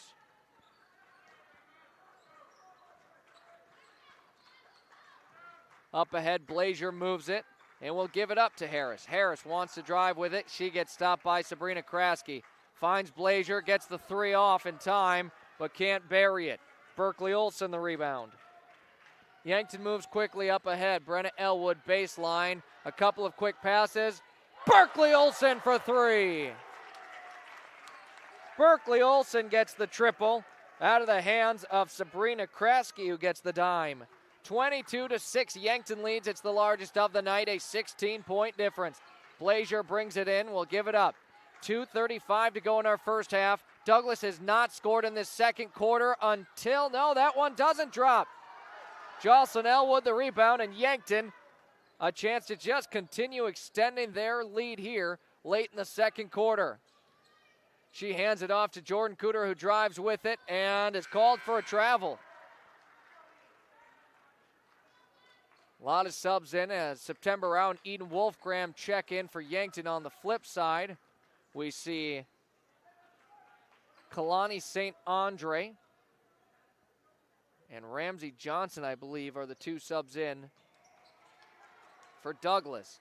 St. Andre with it, gives it up to Hartley.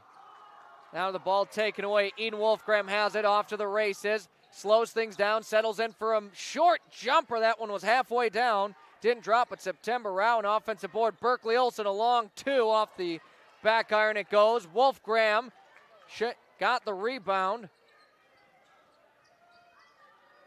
Her and Rao each with an offensive board. Berkeley Olsen drives and nearly Wolfgram getting the offensive rebound again. Out of bounds, Berkeley Olsen dove on it, and it will head the other direction. Quite the play there on the other end. Minute 42 to go in our first half of action. Yankton leads 22-6 over the Douglas Patriots. Ramsey Johnson has it, will hand it off to Hartley, and into the hands it goes. Sabrina Kraske. She gives it up to Rao, now to Wolfgram, who slows things down. Jocelyn Elwood with some spacing, drives it down low, scores it for two. Her second bucket of the night. Kraske, that's Sabrina Kraske, that is her first steal of the night. 24-6, Blazier works it against Wolfgram. Eden not giving her any space as Blazier lofts it up, had a decent look, it doesn't drop. Rao brings in the rebound, her third of the game. Up ahead, she moves it quickly, and a lot of contact as Sabrina Kraske. Two free throws coming up for her.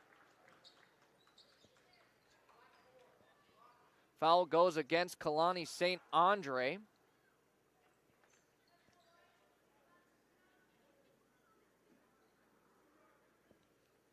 And Sabrina Kraske could score her first points of the game, and she does. Nothing but net on the first attempt. 25-6 makes it. That is the largest lead we've seen, and Yankton just continues to extend it as Douglas has not scored here in our second quarter with under a minute to go. Kraske no good on the second attempt, and it was a lane violation anyways for Yankton as Nora Kraske checks in for Sabrina Kraske. Patriots with it, looking to close out the second quarter with a score. They trail by 19. Yankton on defense, as with it is Ramsey Johnson to Hartley. Hartley brings it up to the top. Now she gives it up to Lacey Hartley. Lacey's pass tipped, goes out of bounds, and last touch by Yankton. It'll stay with the Patriots. 39 seconds to play in the second quarter. 11 to shoot on the shot clock. Yankton remains on defense. As coming up, our Vishay Yankton halftime show. And your halftime beyond the game brought to you by Keeneland's Indoor Comfort Heating and Air Conditioning. With it, the Patriots need to get a shot up here coming up shortly, and they've got 7 to shoot here. They bounce out. It'll be a backcourt violation. 25 seconds here for Yankton to try and extend their lead heading into the half. They're already up 25-6, and barring a last-second attempt here for the Patriots, will have held their opponents scoreless in the entire second quarter. Wolfgram slowly dribbles it up. We'll hand it off Jocelyn Elwood, and she brings it up to Berkeley Olsen, back to Wolfgram. A lot of passes here as Kraske gives it up. Eden off the front iron, thought that one was good for sure. 5 seconds here. Kalani St. Andre sends up a shot. No good. Wolfgram the rebound, gets her attempt up, and it will fall well short as that wraps up our first half of action. 25-6, the Gazelles leading the Douglas Patriots and trying to pick up their 8th win of the season and carry some momentum into the Sodak 16. Coming up, we've got your halftime stats and what we've seen in the game and your halftime beyond the game. You'll want to keep it tuned here on Fox Sports Radio 101.5 AM 1570, as well as Yankton streaming on YouTube. Halfway through our first game of the day, and the Gazelles lead 25-6. We'll step aside and be back in just a moment. Looking for a photo that actually looks like you, but better? At Meridian Photo, we specialize in capturing personality, not just poses. Whether it's headshots, high school seniors, family sessions, or team and individual sports photos, we'll make you look like a legend. We've just landed in the Meridian district of Yankton. Book your session today at meridian-photo.com or give us a call at 605-655-4598. Meridian Photo. Be you. You deserve it. Kaiser Heating and Cooling is your hometown team specializing in all things heating and cooling, as well as heat and glow gas, wood, and electric fireplaces, humidifiers and dehumidifiers, and all styles of ductless mini-split systems. Whether you are building or remodeling, our team of innovative experts will get you the correct equipment and indoor air quality accessories you need for your home or business. Remember, Kaiser Heating and Cooling is your hometown team for all things heating and cooling for the past 77 years. Go Bucks and Gazelles. Your local KFC Taco Bell at 2504 Fox Run Parkway in Yankton offers 2 menus combined into one. Something for everyone at KFC Taco Bell. When your family's hungry and can't decide between crispy chicken and mashed potatoes or tacos, burritos, and protein bowls, well, you don't have to choose. Get the best of both worlds in one stop. Cool down with the legendary Baja Blast Freeze or heat things up with a variety of hot sauces. KFC Taco Bell Yankton. Why pick one when you can have both? What does FloorTech do? When disaster strikes, water damage, mold growth, or fire cleanup, call the team you can trust. FloorTech Cleaning and Restoration. They respond fast to protect your home or business and restore it the right way with honesty, integrity, and top-notch service. Their crews proudly serve southeast South Dakota and northeast Nebraska, including Yankton, Mitchell, Norfolk, and Sioux Falls. For 24/7 emergency service, call 800-507-1822. If your home or floor is wet, call FloorTech or visit them at floortechrestoration.com. Hi, it's Linda at Linda's Angel Crossing in Yankton. I carry Tribal, Lulu Bee, Ethel, Southern Lady, and Old Ranch. I have other brands too. The nursery has everything you need for babies. Copper pearl bibs, magnetic sleepers, swaddlers, bag sleepers, and baptism. Toddler clothing, boys and girls Under Armour to size 7, toys, little golden books, and other unique kids' toys. Linda's Angel Crossing, 1101 Broadway in Yankton. Now time for the Vishay Yankton Halftime Show. Vishay, define the world's future. Vishay electronic components bring to life the world's most important products. Products that touch lives everywhere, every day. Vishay, building the DNA of tech. Now, back to courtside for all the game trends, stats, and more. And back on the floor, it is 25-6. The Yankton Gazelles currently lead the Douglas Patriots here at the half during our Vishay-Yankton halftime show.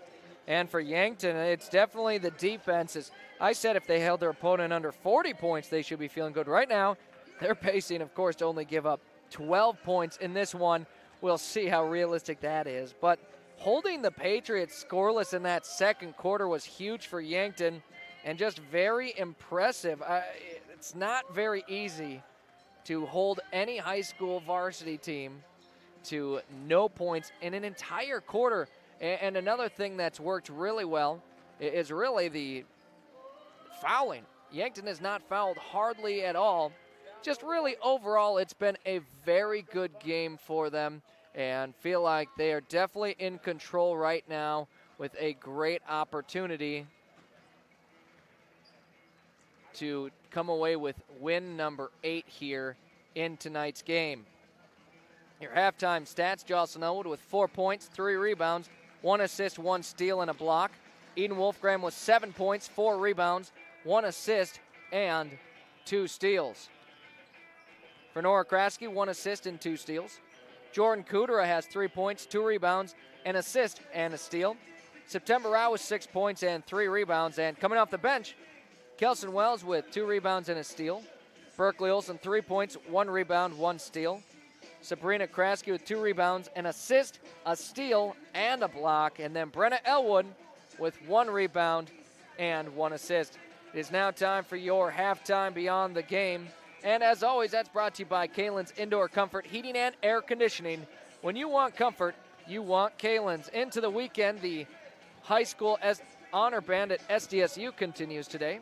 Of course, the boys and girls varsity state tournament for wrestling continues today. And, of course, basketball here today with both the Bucks and Gazelles in action against the Douglas Patriots. Nothing going on tomorrow, and then into the next week.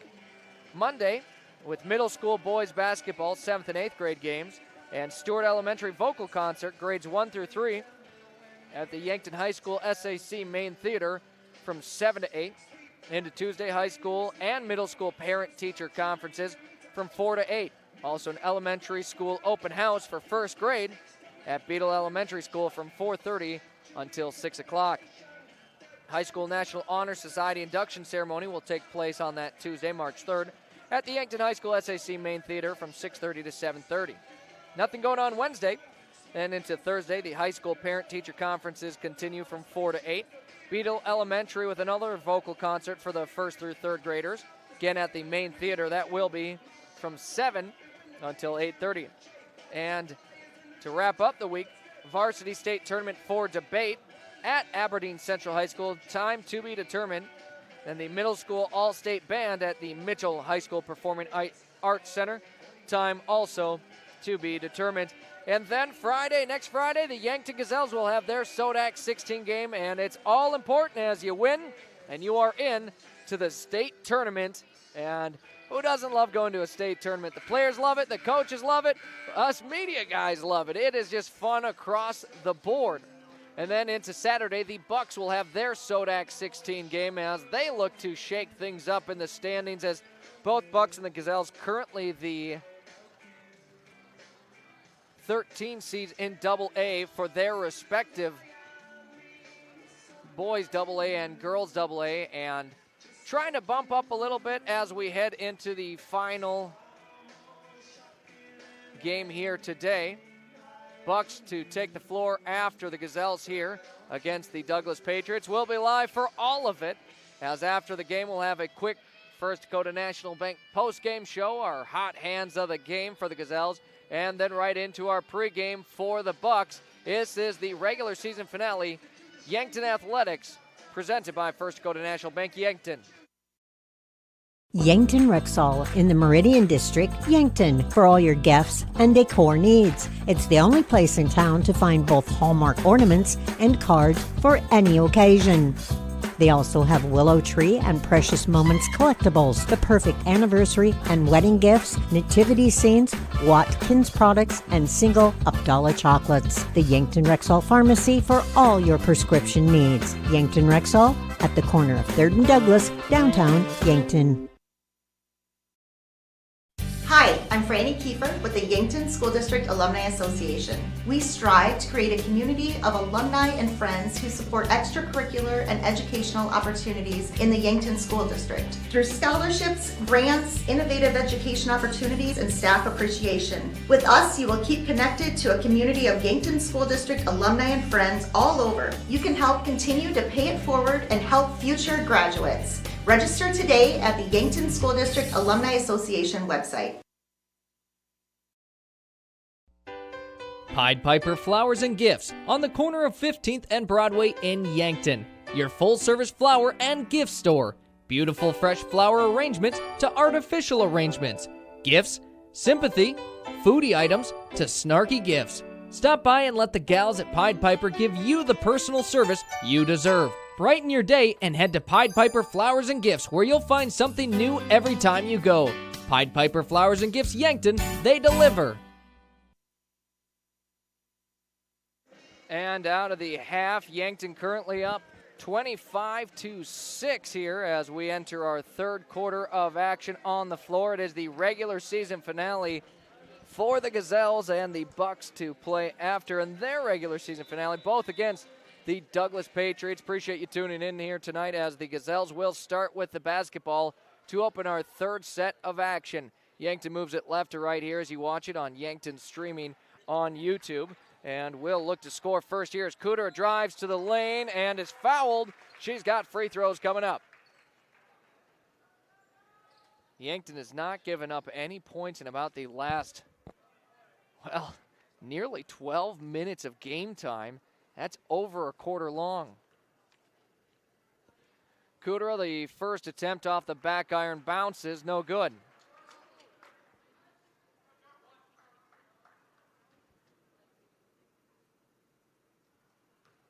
And Cooter on the second end of two. And that one rattles in and out.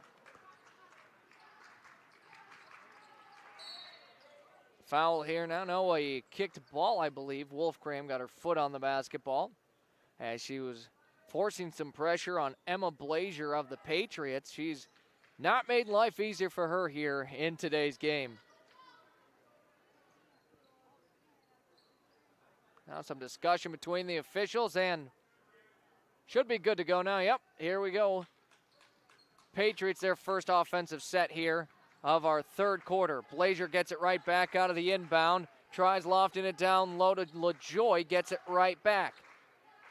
Patriots setting up their offense, looking to score here early in the third quarter to try and get rid of that scoring drought, but Kraske takes it the other direction.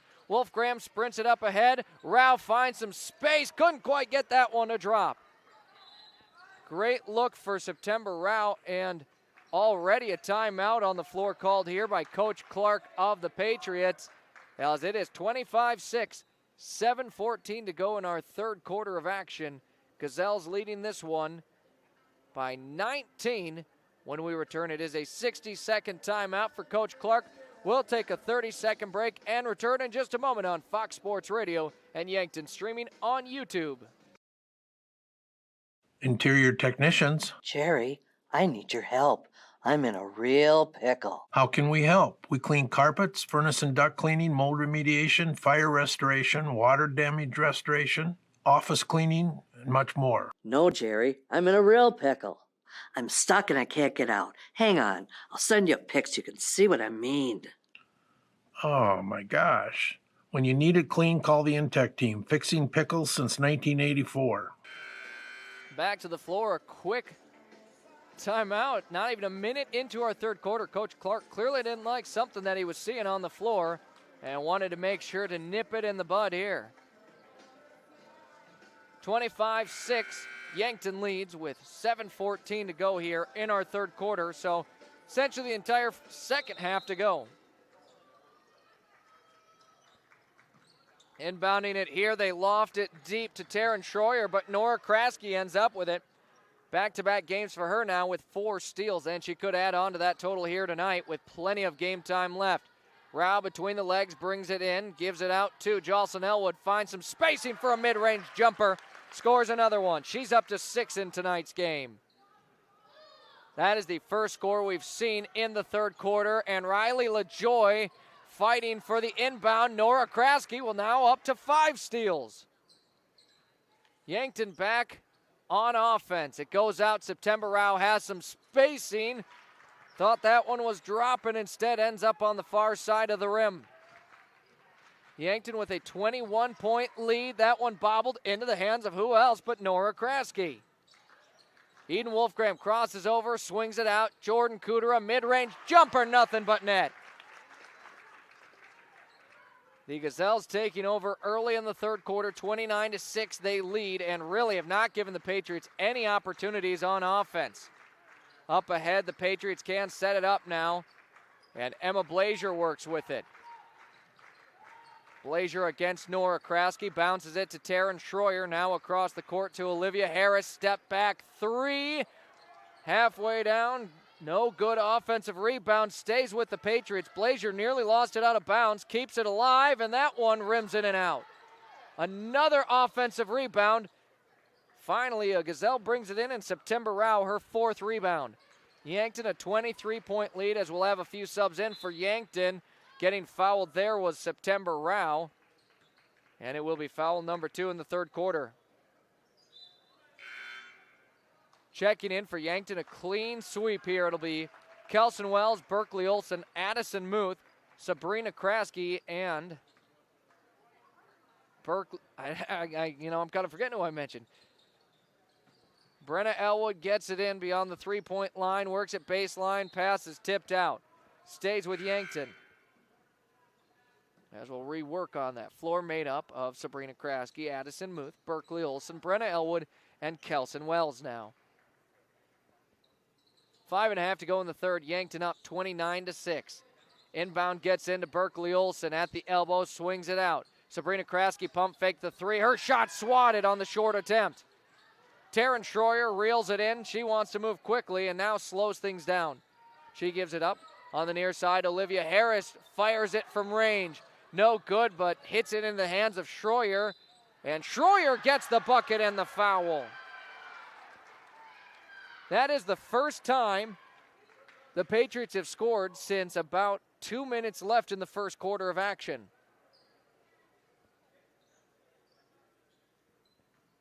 The foul goes against Berkeley Olson, her first personal, team's first. Schroyer completes the 3-point play.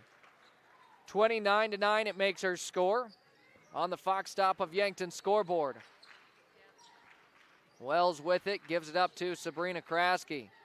Right back to Wells it goes. She drives into the lane, kicks it out. Berkeley Olson from the perimeter off the front side of the iron it goes. Patriots move it right to left. Olivia Harris with it, steps it beyond the perimeter. Now swings it out, Carly Hartley. Hartley has some space. High arcer, put too much on it. Sabrina Kraske already 3 rebounds for her off the bench here today. As Brenna Elwood will bring it down the floor for Yankton. Great experience for some players here. Brenna Elwood, nothing but net.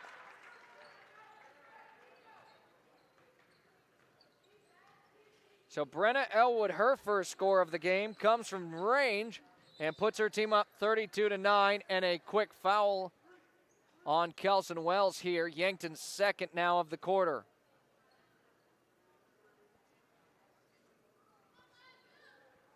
Patriots keep possession. And whistle will blow. Is it another quick foul on Wells, I believe? It is. So she picks up her second personal, team's third. Douglas, yet again, they did not inbound it, so look into this time. Ball was poked free, but ends up in the hands of Schroyer. Schroyer brings it, finds some spacing. Her attempt, no good. I think Muth got a hand on it. On the rebound, Douglas nearly had it. Addison Muth knocked it in. Let's watch that replay of the 3 knocked in by Brenna Elwood moments ago, brought to you by Yankton Winnelson, second generation, family owned and supporting the local community, including Yankton Athletics since 1981. It was knocked out of bounds, they'll say last touch by Yankton. Olivia Harris lofts it up, no good, gets her own rebound, puts it up a second time, no good.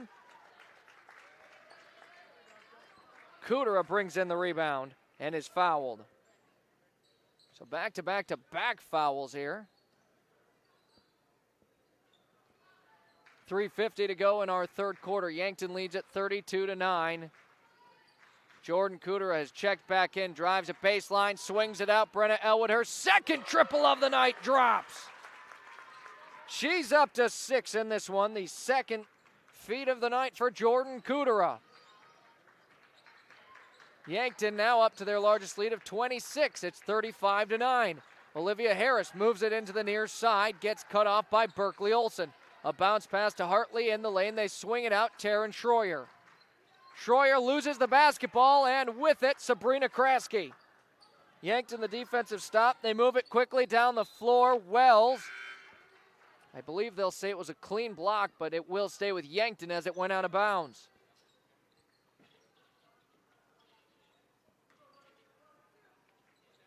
Brenna Elwood will get it in, finds Jordan Kudera. Kudera brings it baseline, bounces it to Elwood, who can't quite save it, and it goes out, a turnover by Yankton's offense. Inbounding it here and bringing it down the floor now, Emma Blazier of Douglas. She's kind of been the floor general for her team, leading the offense. Gets it up ahead, now to the hands it goes. Ramsey Johnson at the elbow, spins and picks up her dribble. Ball was poked free and a foul on Yankton. No, a travel. Yankton leads at 35-9 on your Fox Stop of Yankton scoreboard at the corner of West City Limits Road and 30th Street, Yankton. A full-service convenience store with hot food, Godfather's Pizza, personal pizzas, sandwiches, munchies, and beverages. Pay at the pump, gas and diesel fuel, firewood, and propane exchange. Driving with it, Jordan Kudera. They'll say no shot attempt. It's on the floor. And it'll be foul number 4 on Douglas in the third quarter. Foul goes against Madeline Melton. Berkeley Olson inbounds it, gets it in. Jordan Kudera gives it up to Brenna Elwood, wants to drive with it, kicks it out. Berkeley Olson, who's bumped, gets it out to an open Nora Kraske off the back iron. Her three goes. A great look for Nora Kraske there. That one just didn't drop. Blazier works it down the floor, steps it back, tries her luck from range. No. Whistles will blow again, and is it a foul on Douglas? It is on Lacey Hartley. That will put Yankton in the bonus. So free throws coming up for the Gazelles, who lead at 35-9.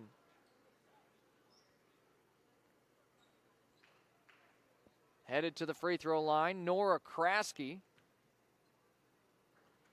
Addison Muth heads to the scorer's table. Kraske, first free throw, nothing but net. Muth checks in place of Berkeley Olson. Yankton just continues to extend this lead here up to 27 and now 28 as Nora Kraske goes 2 for 2 at the line. So her first 2 points of the game. And Yankton leads it as we close in on the final 2 minutes. Jordan Kudera, a clean swipe, and she's fouled. Jordan Kudera got the steal and probably was going to have an open layup, but Emma Blazier, a smart foul, sends her to the line to prove it. Couple of free throw attempts for Jordan Kudera. Has a chance to put her team up 30. First one swishes in.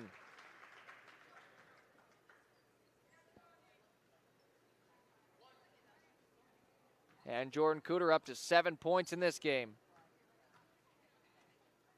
The next attempt bounces around, no good. Addison Muth, the offensive board, couldn't quite get it to drop. Then Kudera gets the offensive rebound. Ball knocked out of bounds. Last touch by Yankton. With just over 2 minutes to play, 38-9, Yankton leads it in the third quarter. 10 minutes of game time left in this one. Yankton closing in on win number 8 of the season. Blazier loses the basketball into the hands of Sabrina Kraske in a jump ball. It'll stay with the Patriots here.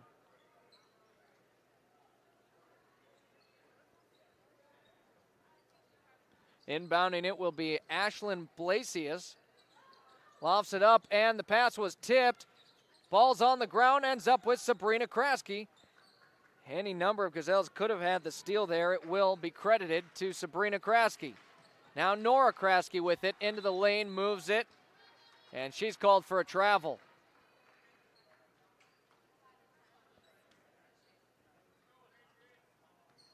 Emma Blazier gets it in, and we are in the final 98 seconds of our third quarter. Again, Yankton leading 38-9. Emma Blazier steps it straight up to the three-point line. No good on that attempt. Offensive rebound there for Eliana Summers. And right back it goes to Yankton.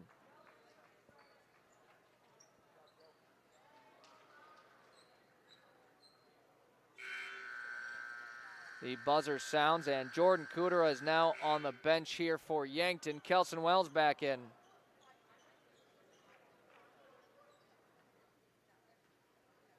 Yankton inbounds it and takes over on offense. Wells with it, gives it up to Sabrina Kraske. Up top now, Nora Kraske. And an offensive foul, I believe, on Kelson Wells. Nope, it'll be on Addison Muth. Her first personal. Their team up to 4 now, and Douglas one foul away from bonus free throws here.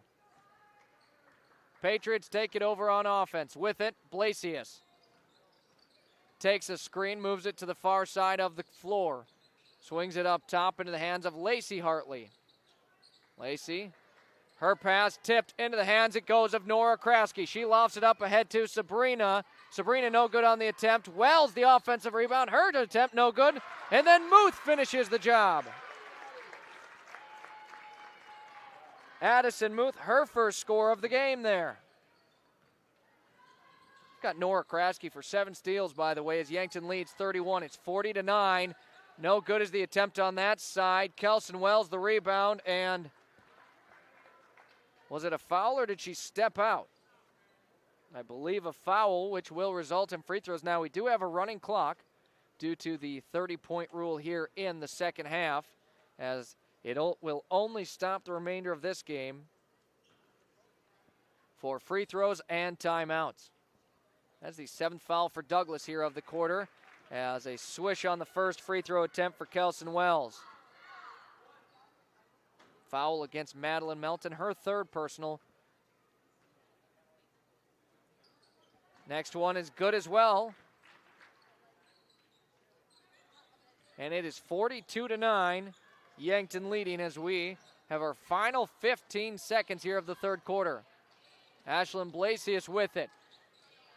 Puts it to the free throw line where Kalani St. Andre drives with it, and a tough bucket there scores it.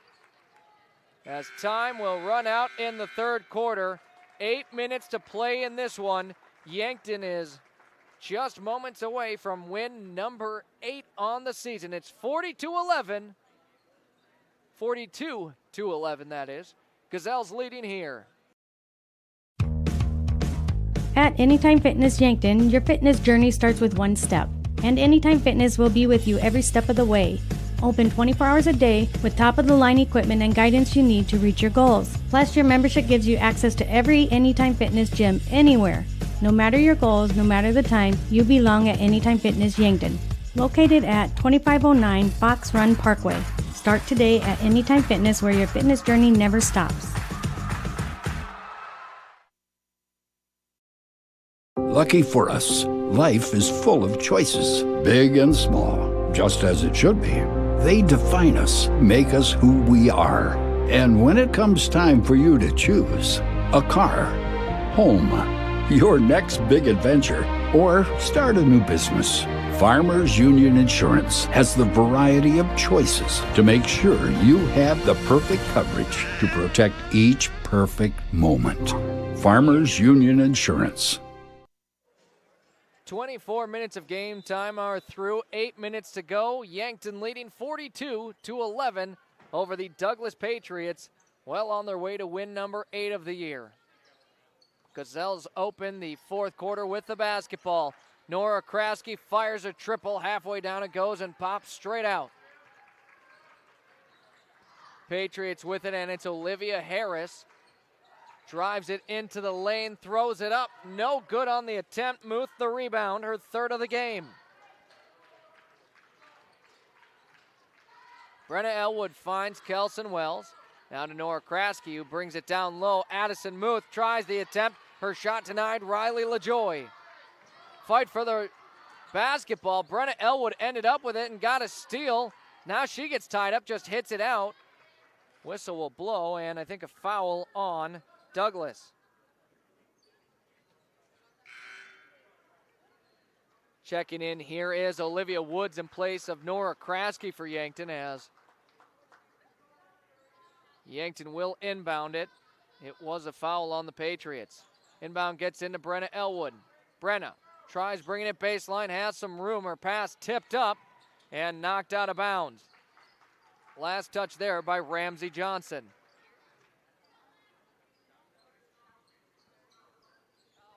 Clock just continues to tick as it's going to be a quick fourth quarter here today. Elwood gives it up to Olivia Woods now. On the far side, Berkeley Olson. Again, great experience for some of these Gazelles who don't always play a ton. Wells drives with it and a hook layup drops. Kelson Wells up to 4 points. Extends the Gazelles' lead to 33. It's 44-11.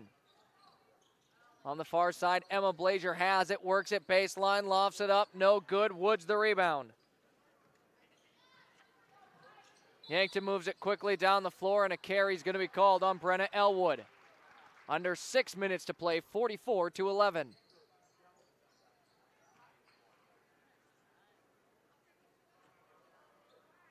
So the Patriots get a defensive stop here, and we'll bring it down the floor. Blazier gives it to Taryn Schroyer. Now across to Olivia Harris. Her three-pointer falls.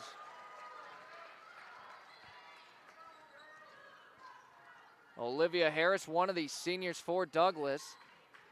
And for the seniors of Douglas, it will be the last game they play of the season and of their time with Douglas. And two more subs for Yankton as Madeline Tarashinsky and Lucy Johnson are in this one.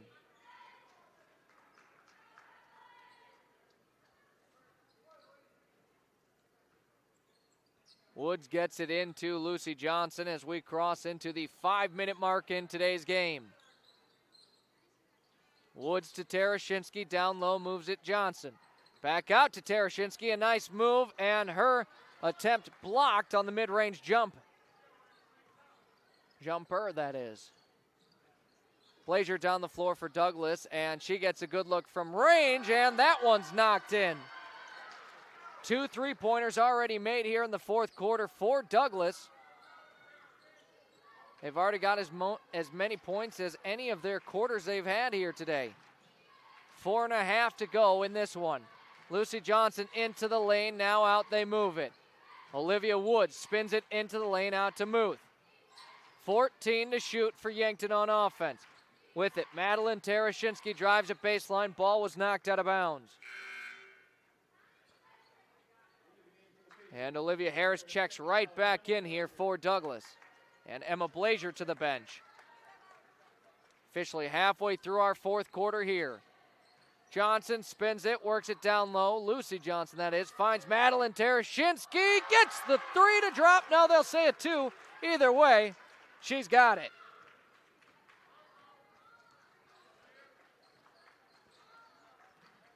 Up ahead, Harris, a high arcer. That one would have been good for 3. Off the front iron it goes. Well, now on the floor, they're saying it was a 3. But the official certainly was showing a sign for 2. Either way, we'll just match the scoreboard on the floor as Lucy Johnson has it, gives it to Berkeley Olson. Berkeley, mid-range jumper, left it just a little short, fights for her own rebound and grabs it. Lucy Johnson will fire in a triple, and it's nothing but net. Olivia Woods the assist. Everyone's getting in on the fun here. It's 50-17. Under 3 minutes to play in the game. Ramsey Johnson across into the hands of Taryn Schroyer. Brings it up to the three-point line. Takes a screen. She'll try it from downtown. No good. A lot of threes here in the fourth quarter. And an offensive rebound, Riley LaJoy, but sends the basketball out of bounds. And two more subs for Yankton. Sabrina Kraske and Isabel Sheldon into this one. So I did change it in the stats. Madeline Terashinsky with 3 points rather than 2. As Yankton is going to pick up win number 8 on the season coming up here. Pass intercepted. Taryn Schroyer brings it the other way and just misses the layup. Ramsey Johnson, the offensive board. She misses a layup attempt. Olivia Woods brings it in for rebound number 3 for her. As we cross the 2-minute mark, it is 50-17. Yankton in the lead. For the Patriots, well, we've got a couple of numbers that were not online, but will be hopefully on their sheets here. It's Sabrina Kraske up top on the perimeter, no good on the 3. Offensive board, Isabel Sheldon leaves her next attempt short. It's Logan Amaral, or that's, excuse me, looking at the boys team. On the other side, scoring it, Douglas. Makes it 50-19. It's Tenley York, an 8th grader for Douglas. And Pacey Williams checked in last. We had seen going down the roster here, making things a little tricky. Less than a minute to play. Yankton with the basketball in a 50-19 lead. Lucy Johnson tries getting it down low. Somehow got that into Isabel Sheldon, who will score it. Isabel Sheldon with her first points of the game and has 2 in this one. Patriots with it. Might be their final offensive possession here of our game. Riley LaJoy from downtown, back iron it goes. Fight for the rebound, ends up in the hands of 8th grader Tenley York. Goes in for a short jumper, no good. Basketball's knocked out of bounds. It'll stay with the Patriots. Clock continues to run. 16 seconds to play in this one. Is this one all but over? Patriots will try to get one final score in today's game. Inbound gets in and goes out of bounds. I believe they say Yankton touched it, but it won't matter as that will officially wrap this one up here today. Yankton gets the win. Your final score, 52-19, and Yankton Gazelles will wrap up their regular season 8-12, and the Douglas Patriots will fall to 4-16 on their season and will not be able to reach into that Sodak 16 game, unfortunately. But the Gazelles come out with a win. We'll have a quick First Dakota National Bank post-game show. Your hot hands of the game brought to you by Kaiser Heating and Cooling. And then right back into our pregame for the Bucks. That's all coming up here on Fox Sports Radio and Yankton, streaming on YouTube. Welcome to Wall of Fame, where style meets customization, specializing in crafting custom clothing and print shirts. We ensure every stitch and every print is of the highest quality, so you get the best clothes every time. We're here for all your promotion needs, and the best part, our process is seamless. Simply share your designs with us and we'll handle the rest. Get custom clothes for the best price. Wall of Fame.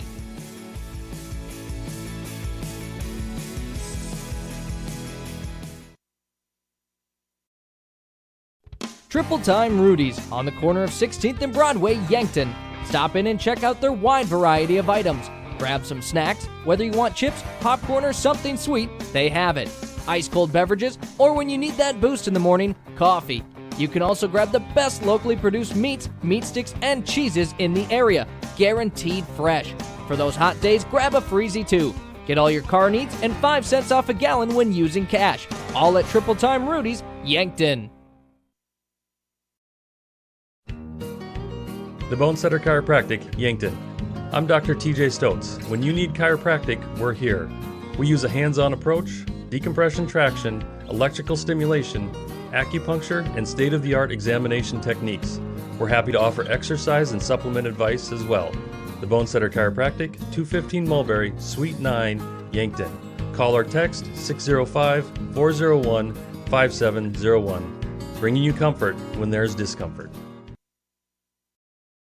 Starting with First Bank in South Dakota was the easy part, earning the confidence of local farmers, helping families account for their dreams, and securing the future for countless businesses took us a little longer. We owe it to the hard workers, big dreamers, and forward thinkers out there. Thank you for making South Dakota a great place to call home.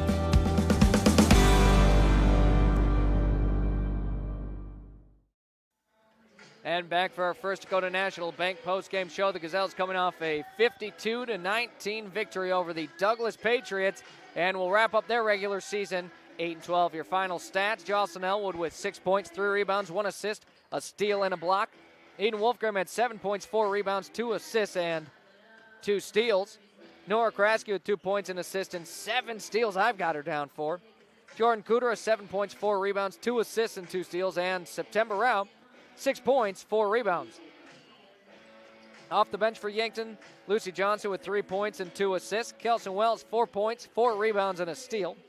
Addison Muth has 2 points, 3 rebounds, and a blocked shot. Berkeley Olsen with 3 points, 2 rebounds, and a steal. Isabel Sheldon, 2 points and a rebound. Sabrina Kraske had 3 rebounds, 1 assist, 3 steals, and a block. Brenna Elwood with 6 points, 1 rebound, 1 assist, and 1 steal.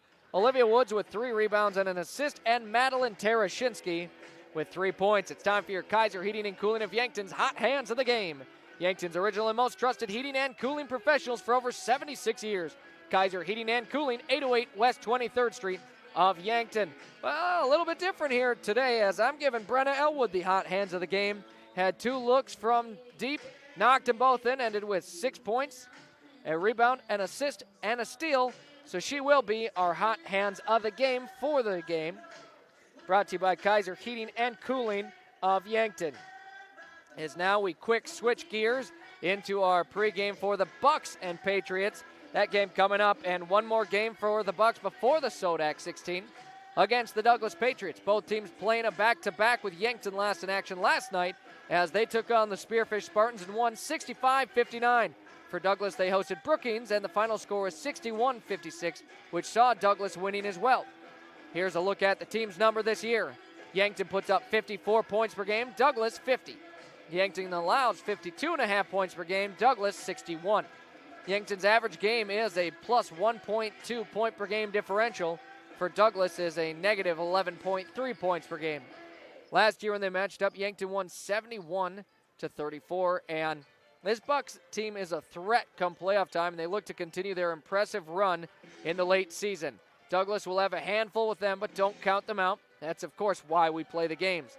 The numbers aren't too far apart on the season, but they do favor Yankton, who have managed to score a few more points per game than Spearfish, while also giving up about 11 points less per game. We'll see who can end the regular season with a win here today. I did get a chance to talk with both head coaches ahead of this matchup. It's Travis Miller of the Douglas Patriots, and as always, Chris Haynes of the Yankton Bucks. During this Anytime Fitness Yankton pregame show, it's time to listen to that chat with head coach Travis Miller of the Patriots.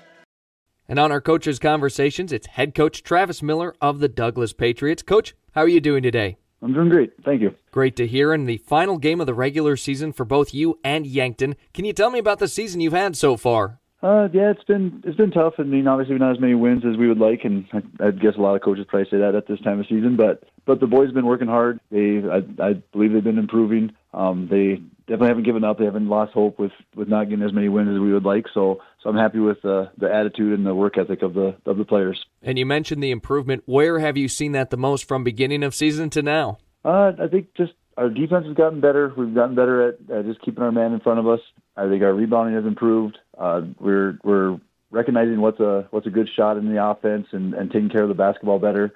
So yeah, the things that you would hope would get better with practicing every day and just having that game experience. So they've definitely grown, and like I said, they work in practice, so that's a big reason why they have been improving. And now you host the Yankton Bucks. What are your thoughts on this one? They're always tough. They're tough. The style of basketball they play is tough. They play a really good defense. They're going to be up in your face. They're going to make everything very difficult for you in your offense. So we have to be prepared for that to handle their pressure. And then they always just do a really good job on offense of finding the open guy, of finding the guy that's hot, and they always seem to have those good shooters that don't miss if you lose them. And so they're a tough team to prepare for. And who are some players on your team we should expect to make an impact in this one? I got my seniors coming out there. I got Connor Wright, who actually missed about the first half of the season, and so he's still kind of coming on and has been playing better lately the last couple of weeks. And then you got Jacob Hervela is one of our sophomores that's our up-and-comer. He's a ball handler, can shoot it pretty well, is a good scorer. You got Lane Paulson, is one of our defenders. He usually guards one of the better players on the other team and does a good job with that. Logan Amaral. And then our big guy in the middle is Joshua Davis. He's a 6'7" kid. He's a good shot blocker, working really hard on his defense and kind of keeps our defense in the middle ready to go. And how would you like your team to close out your regular season in this one? Well, the obvious one would be with a win. It'd be nice. But obviously getting out there and competing, just going there and playing our style of basketball, playing the way we want to play, the way we've talked about all season, and just doing the things the right way. And so your seniors, their last regular season game, maybe the last game you have them on your team, how happy have you been to have had them on your teem? I've been very happy. They've like I said, they've done a good job of improving and leaving the program in a better spot. They've worked. I think all of them, all of them except for one have been with the program since middle school. So I've known these kids for a long time and gotten to know them over the years, and it's just always fun to be able to see the growth, both in basketball but also just in life and in school, and seeing how they have improved as young men over the years, and hopefully can go out into the world and be productive going in the future. Well, Coach, I appreciate the time. Thanks for taking time out of your day to sit and talk with me. No problem. Thanks for having me. Again, that was head coach Travis Miller of the Douglas Patriots on our Coaches Conversations. Coming up, our chat with head coach Chris Haynes of the Yankton Bucks.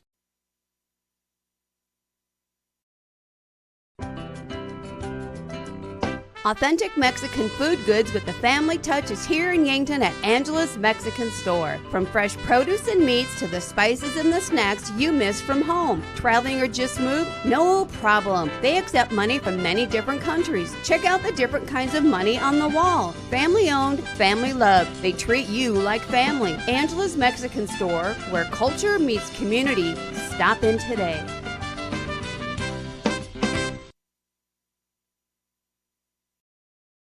Les Schwab Tires, located at 2809 Broadway in Yankton. It's the place to buy tires with all different tread types to fit your needs and rims ready to make your vehicle shine. Not only do they sell tires, they fix them too. Flats, brakes, alignments, and more. You can feel confident that your car will be taken care of. No waiting for your tires, they should have them in stock. If you're looking for tractor or semi-tires, those are available too. Les Schwab Tires, where the sign says it all. Back on our Coaches Conversations, it's Coach Chris Haynes of the Bucks. Coach, the final regular season game of the year. Before we talk about this upcoming game, let's recap the season that you and the team have had up to this point. Yeah, I think we've been playing better as of late. You want to be playing your best basketball in February and in March and at the end of the year. And felt like we've been doing that up to this road trip out here. So, hopefully we can continue to do that today. And now it's the Douglas Patriots. What are your thoughts on this one? Yeah, talented team. They can really score, and streaky team. If you don't guard them, they can really score on you. And they got length and athleticism that can cause problems and create turnovers, and then they get out in transition is when they're really at their best. The games that they've had, they've made shots from the perimeter, but they've also got out in transition, so we're going to have to limit that today. And who are the matchups that are maybe a little bit more difficult on their end for you? Yeah, and it's hard, playing last night late, traveling back here to Rapid, and, you don't want to get into bog you down. And again, it's that balance of, okay, we got to have some things, and who are their shooters and who are their scorers, but also quick turnaround. You don't want to throw, 50 things at your guys and things like that. For us, these back-to-backs, quick turnarounds, you just got to worry about yourselves first and playing well and doing the things that we need to do to win the game. And if your team comes out with a win, what momentum does that give you and the team entering the SODAC 16, and how important would that momentum then be? Yeah, it's huge to finish the regular season off on a positive note, coming all the way out here. And you're spending basically 2 full days together, leaving Friday morning early, getting home late Sunday night, early Sunday morning. And so I like that trip at the end of the year for that reason, can kind of, hopefully play well and gain some momentum going into the SODAC and playoffs. And what are just a couple things you'd really like to see your team do well against Douglas? Just be solid. Again, we got to worry about ourselves and the things that we need to do and focus on. And, for us, that's always defending and rebounding, taking care of the basketball, and then playing together on the offensive end. So hopefully we can do that today. Well, as always, appreciate the time, and go Bucks. Okay, thanks a lot, Doc. Again, that was head coach Chris Haynes of the Yankton Bucks. The Gazelles already wrapped up their regular season. Now the Bucks against the Douglas Patriots on the way on Fox Sports Radio 101.5 AM 1570 and Yankton streaming on YouTube. MT and RC Smith Insurance has been a part of the Yankton community since 1949. Our agency would love to help you with your home, auto, business, life, and long-term care insurance needs. We take pride in providing you with quality service when you have a claim or need to make changes to your coverage. The MT and RC Smith Insurance Agency is flexible to meet with you in person or at the office at 204 West 4th Street. Give them a call for insurance changes, payments, claims, or service requests. Craving something boss-level delicious? Come out to Boss Pizza and Chicken, where flavor meets delicious and delicious meets drooling. Your taste buds won't be the same when you taste the bold flavors of Boss Pizza and Chicken. From crispy chicken to juicy burgers to handcrafted specialty pizzas, Boss has it all. Serving lunch and dinner Monday through Sunday starting at 11 o'clock. That's why they're the boss. Boss Pizza and Chicken, just waiting to crush your cravings.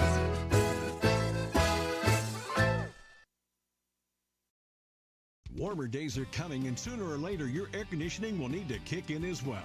But what if it doesn't?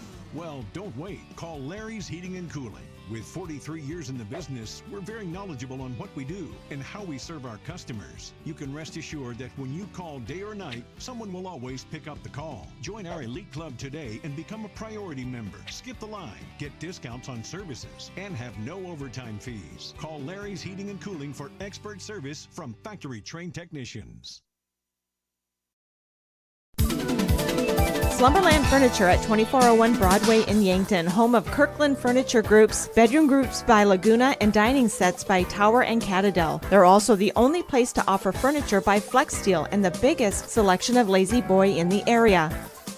The Mattress Gallery is full of the best brand name mattresses in the business, including the all-new Tempur-Pedic Active Breeze personalized climate-controlled mattress. Slumberland Furniture, dining, bedroom sets, and mattresses in Yankton. Doctors Lane, Reed, and Cole Swatsky make up the SWAT Chiropractic team. Check out their new location at 2000 Summit Street, Yankton, South Dakota. At SWAT Chiropractic and Rehab, they'll treat your neck and back pain, headaches and migraines, plantar fasciitis, sciatica, sports injuries, elbow, knee, rotator cuff, nerve injuries, and more. SWAT Chiropractic, specialized wellness and therapy. Let them get you ready for wherever life leads you. On our short Anytime Fitness Yankton pregame show, Anytime Fitness of Yankton, let's make healthy happen. Less than a minute to go on the warm-ups as the Yankton Bucks and the Douglas Patriots to close out our regular season of basketball coverage here and then into the SODAC 16 next week. Your stats from last game as the Bucks defeated Spearfish 65-59. Beck Reichen had 11 points. 5 rebounds, 7 assists, and 3 steals. Owen Eisnes, 7 points, 3 rebounds, 4 assists, and 5 steals. Jackson Cooter, a monster game, 35 points and 8 rebounds. Abe O'Brien had 6 points and 2 rebounds. And for the starters, Austin Conway, 4 points and 4 rebounds. Coming off the bench, it was, not much off the bench for Yankton as Ivan Hirschman pulled in 1 rebound, and Miles Drotzman 2 points, 3 rebounds, 1 assist, and 2 blocks. And when I say not much from the bench, not saying it wasn't good contributions, just that not many players got off the benches. Again, Miles Drotzman had arguably the game-winning block, and talked about that with Coach Haynes. He was thrilled with Miles Drotzman on that play and said it's not his job, but, he got it done, and that very well could have won them the game. As here on the floor, the music has stopped, and it is now time for your starting lineups, brought to you by Larry's Heating and Cooling of Yankton and Vermilion. For all your heating and cooling needs, it's Larry's Heating and Cooling, anytime, any day. Well, on the floor, they're going to start with the Bucks. We're going to start with the home team, the Douglas Patriots, coached by Travis Miller with a 5-14 record. Senior forward at 6'5", just shy of 10 points per game, 5.5 rebounds per game is number 2, Connor Wright. The senior guard at 5'8", 6.5 points per game, number 3, Logan Emerald. The senior point guard, 6 feet tall, 7 points per game, 2.5 assists per game. Number 4, it's Lane Paulson. Senior center at 6'7", 6 points per game, 5.5 rebounds per game. It's number 5, Joshua Davis. And to round off the Douglas Patriots starting lineups, a sophomore guard, number 15, 7.5 points per game, 4 rebounds per game. It's Jacob Hervela. It's now time to meet your starting lineup for the Yankton Bucks, brought to you by Larry's Heating and Cooling of Yankton and Vermilion. And for the Bucks, well, they're going to stick with what has been hot, but here is your starting lineup for today's game.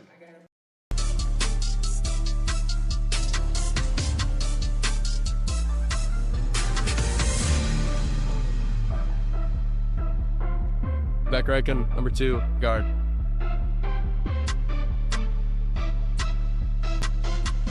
Owen Isnes, number 3, guard.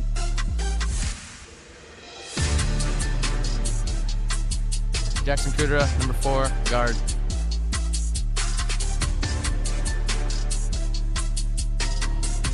Abel Bryan, number 5, forward.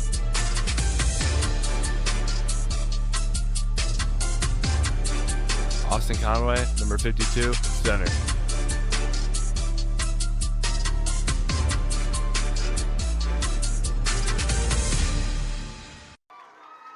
As on the floor, again, a video being played for the Douglas Patriots, and now they're announcing their starters. Here's the thing, it was senior night for the girls, but the boys already had their senior night earlier, so it will not be a senior night for the Douglas boys tonight as they take on the Yankton Bucks in this matchup to close out the regular season. Yankton looking for their 8th victory of the season. Douglas trying to pick up their 6th. 5-14 is Douglas, and Yankton 7-12 as we load up your Fox Stop of Yankton scoreboard on Yankton streaming on YouTube. Into the center circle goes Abe O'Brien. He'll be jumping against number 5 for the Patriots at 6'7", Joshua Davis. Certainly height advantage for the Patriots. Ball is in the air, tipped by Davis, but controlled by Owen Isnes.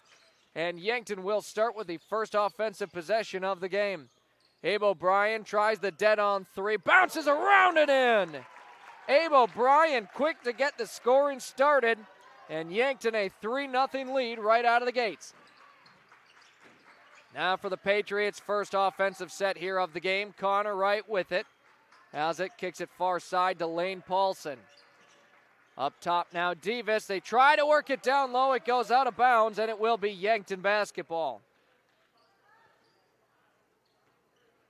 Inbound gets into Beck Reichen, and Yankton can truly set up an offensive play here for the first time of the game. As again, it was just a quick shot, pull-up 3 for Abe O'Brien. Driving down low as Jackson Kudra goes up strong and scores it.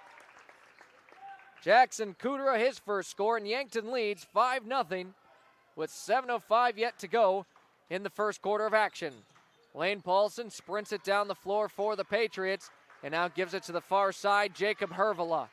Down low, the turning jumper, no good.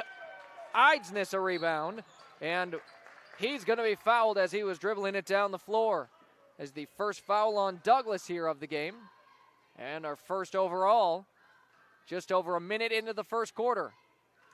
Foul goes against Logan Amaral. And the Bucks back on offense, leading 5-0. Abe O'Brien with it. Hands it off to Jackson Kudra and gives it right back to Abe O'Brien, who brings it baseline, wants to go up with it. Shot was deflected. And last touch by O'Brien out of bounds. It will be Patriots basketball.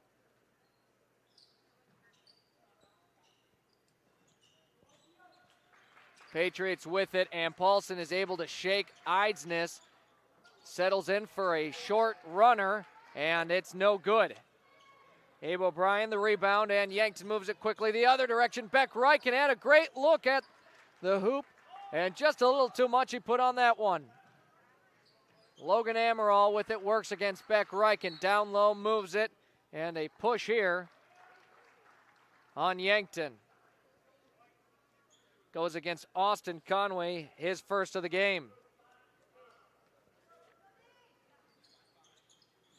Inbounding it here, Lane Paulson. Douglas looking for their first score of the game. Connor Wright trying to back down. Abe O'Brien spins it, no good, and a clear and obvious foul as Joshua Davis just takes Owen Eidsness to the ground. A hard foul on the floor here, and Eidsness gets up and trots it off. That looked like certainly looking like football on the floor here to start. And glad to see Owen's all right. He played football. He's a tough guy. Austin Conway up to the perimeter, gives it up to Abe O'Brien. Can't bring in the pass, but does secure it for his team. Eidsness brings it up, now down low. Conway, the spin, working it in the lane, kicks it out. Abe O'Brien, 13 to shoot for Yankton as Abe O'Brien steps out of bounds, and it will be an offensive turnover for the Bucks.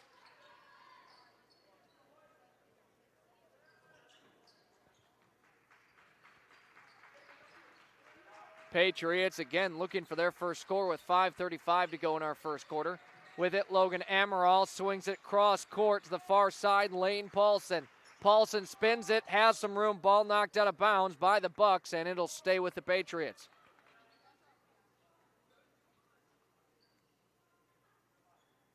Bucks on defense, and the inbound gets in right away. Down low, they push it. A jumper from the free throw range. Joshua Davis gets the scoring started for Douglas. It's 5-2. Yankton still in the lead. Beck Reichen up to the elbow, brings it to the far side. Now up top to Owen Eidsness. Eidsness drives, kicks it out to Beck Reichen. Three-pointer off the back iron. Douglas brings in the rebound. They want to move it quickly. Up ahead, Logan Amaral floats it up and in. Amaral brings his team within one. It's 5-4. Beck Reichen stands right in front of Austin Conway. Thought about the triple. They move it down low to Conway, who dumps it off. Kudera drives to the hoop. His shot denied by Davis. Now Douglas an opportunity to try and take the lead here in our first quarter of action for the first time of the game. Lane Paulson has an offensive foul on the Patriots. Illegal screen set by Joshua Davis, and Yankton takes it back over.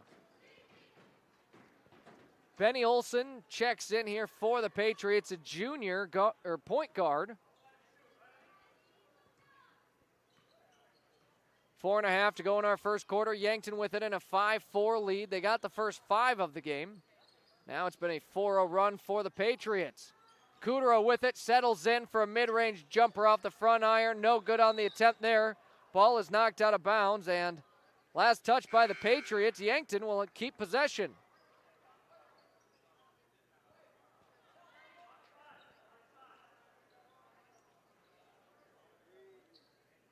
And Beck Reichen will inbound and gets it into Abe O'Brien.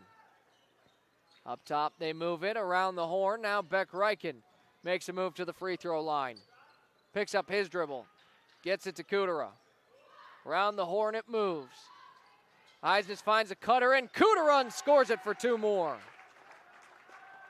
Eidsness' second assist of the game, and full court pressure from the Bucks, making things tricky on the inbound for the Patriots, and then they'll get back to defense. With it on the near side here, Benny Olson drives and kicks it. Down low, Lane Paulson finds himself wide open, and it's a 1-point game yet again. Bucks lead it 7-6.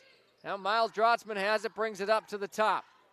Finds Abe O'Brien, wants to drive it. Gets his defender in the air, spins, kicks it out. Jackson Kudera for 3, and he gets his first triple of the game. Kudera with 7 points already here in this one. Hervela works with it for Douglas. He'll give it up to Logan Amaral. Amaral crosses over, finds some room, kicks it out to the perimeter.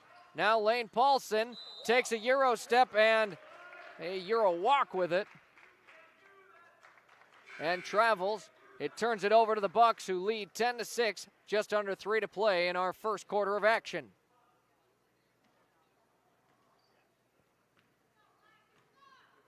Beck Reichen will slowly bring it down the floor. Right to left, Yankton moves it on Yankton streaming on YouTube. Abe O'Brien has it at the elbow, hops into the lane, spins, makes another move, and scores it for 2. Abe O'Brien up to 5 in the game. Talk about a player who has improved from day one to where we're at now. Such a valuable player to this team he has become. Swing it to the far side. Jarrett Hoke with it for Douglas. Got back Reichen in the air, and Reichen kicked it out of his hands. It'll stay with the Patriots. 20 on the shot clock.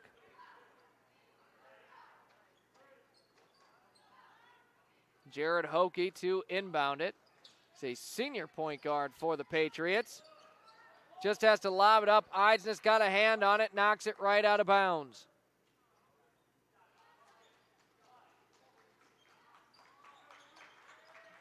And for another inbound, they do get it in this time. And the Patriots with 16 seconds to work on offense. Ball is put on the hardwood, recovered, and shot there. No good, but an offensive rebound for Connor Wright. Down low, they are fighting for it. Abe O'Brien brings it in for Yankton. Up ahead, the Bucks move it. Now Beck Reichen to Eidsness. Top of the perimeter, has some room, spins it, high up, and gets it to drop. Eidsness his first score of the game. And Yankton up 8 points already here, 14-6, with 1:43 to go in our first quarter. Hervela will give it up to Hoke. Now Lane Paulson into the lane, drives with it. He's fouled with free throws coming up.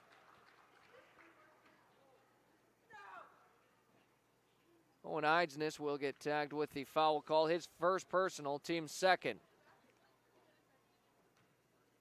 Lane Paulson at the line for 2 attempts. First one, no good. Ivan Hirschman checks in for Eidsness, as he'll take a seat next to Austin Conway, who currently has Miles Drotzman in for him. Paulson, next one drops, and it's down to a 7-point game. Beck Reichen has it to the far side, gives it to Kudera. Kudera hands it off. Ivan Hirschman. Right back to Kudera, wants another 3, bounces around and out. Patriots move it. With it, Jarrett Hoke brings it to the elbow, kicks it Paulson. Paulson settles in for a mid-range jumper, just left it a little short. Knocked free, Hervela gets the offensive board. It was in Drotzman's hand, and then Hervela, as Drotzman swats that. Miles Drotzman, another block, and on the other end, Bucks want to move quickly. They turn it over, and it goes back to the Patriots. 43 seconds to play here in the first quarter. The 3, no good. Kudera tried tipping out to his team, ends up giving it to Hunter Frericks, and he's fouled. Free throws coming up for him.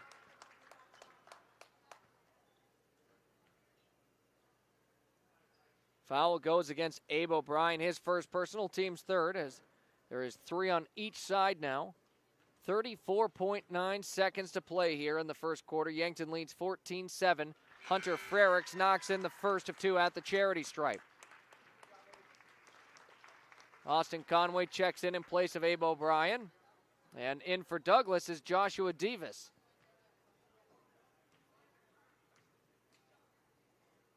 Frericks, his next one, rattles around and doesn't drop. Drotzman pulls in his second rebound of the game. Already got a rejection and 2 blocks coming off the bench.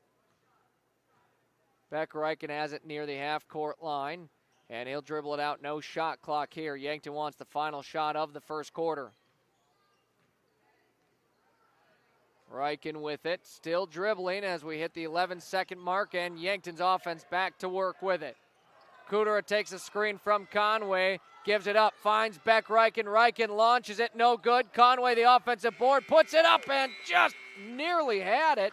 It won't drop, and that will wrap up our first quarter of play. 14-8, Yankton leads on the Fox Stop of Yankton scoreboard. We'll step aside when we return. The second quarter on the way. There's a whole new world out there. It's called the off-road, and it's waiting to be explored in a Polaris. So gear up to make every moment count with the Polaris off-road vehicle. The new Polaris models are now available at Stockman's Motorsports in Yankton. No matter the weather, get ready to tackle all the trails. With machines like these, your world just gets bigger. Stop in at Stockman's Motorsports today to learn more about the epic new Polaris off-road lineup.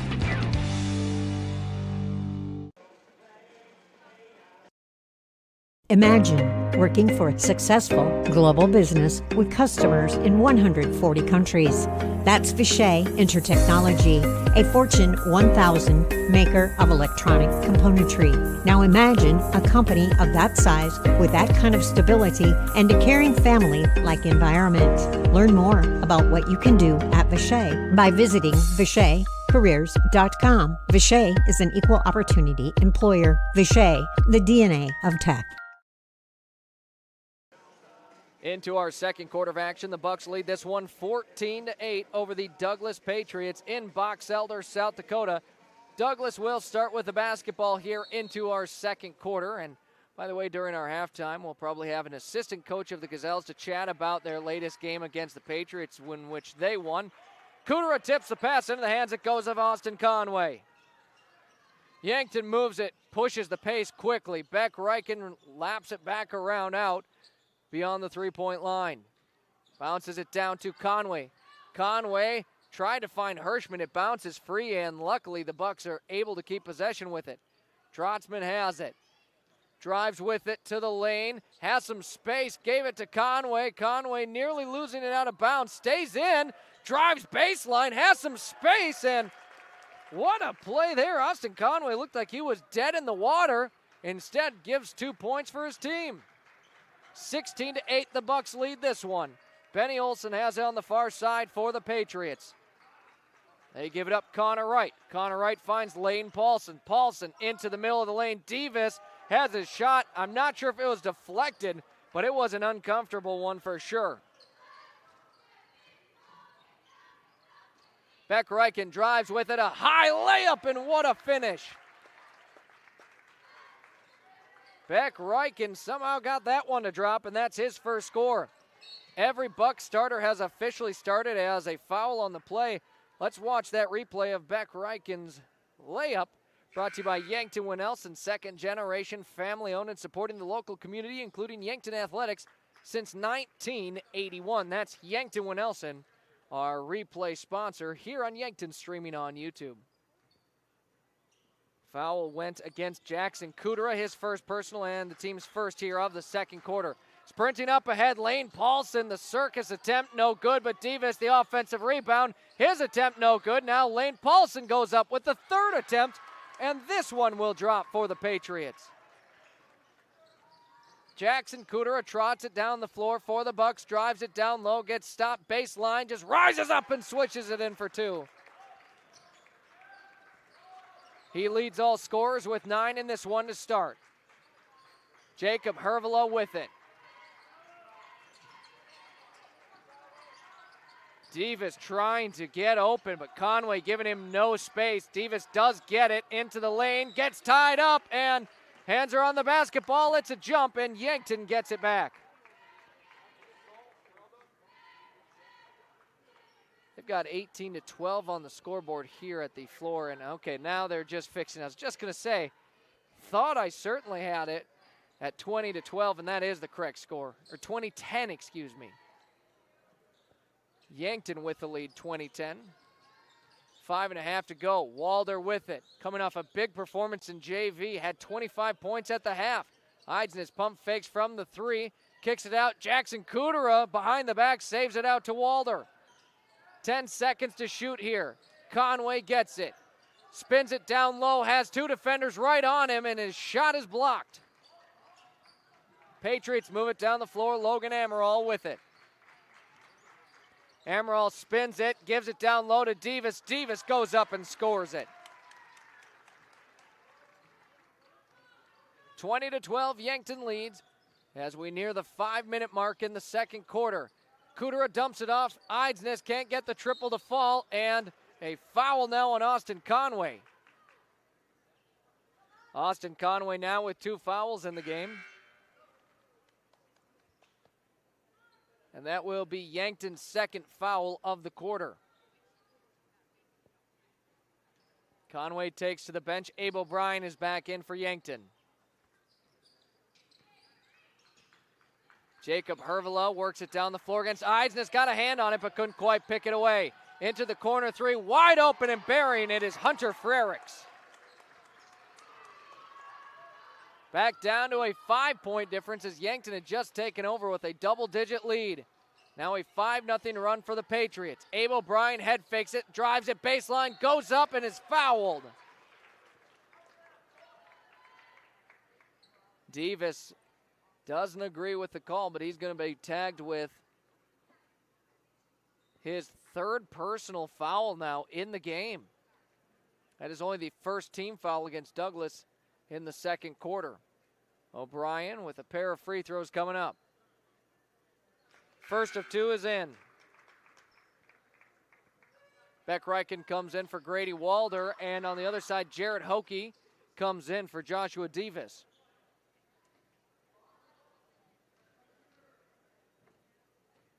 O'Brien, next one drops as well, puts his team up 22-15. Abe O'Brien with 7 points already in the game here today. Ball was knocked out there by the Bucks. It'll stay here with the Patriots. And inbounding will be Jacob Hervela. Pass was tipped, but does get in and through to Logan Amaral. Amaral works it against Beck Reichen to the far side. Gives it to Jarrett Hokie. Drotzman got a hand on it, but picks up a foul. Drotzman, his first foul of the game, and the Bucks' 3rd now here in the second quarter. We'll need to be careful to not end up putting Douglas in bonus. Yet again, the Patriots inbounding here. Driving baseline, Logan Amaral can't get that one to drop, and Abe O'Brien brings it the other way. Picked up his dribble, gives it to Kudera, finds Eidsness, quick swing out to Beck Reichen, high up it goes, no. Coach Haynes loves the look that his team just got on offense there. Unfortunately, just didn't drop. And an offensive foul here on Douglas. Turns it right back to the Bucks. And the foul will go against Hunter Frericks, his first personal. Douglas only their 2nd here of the second.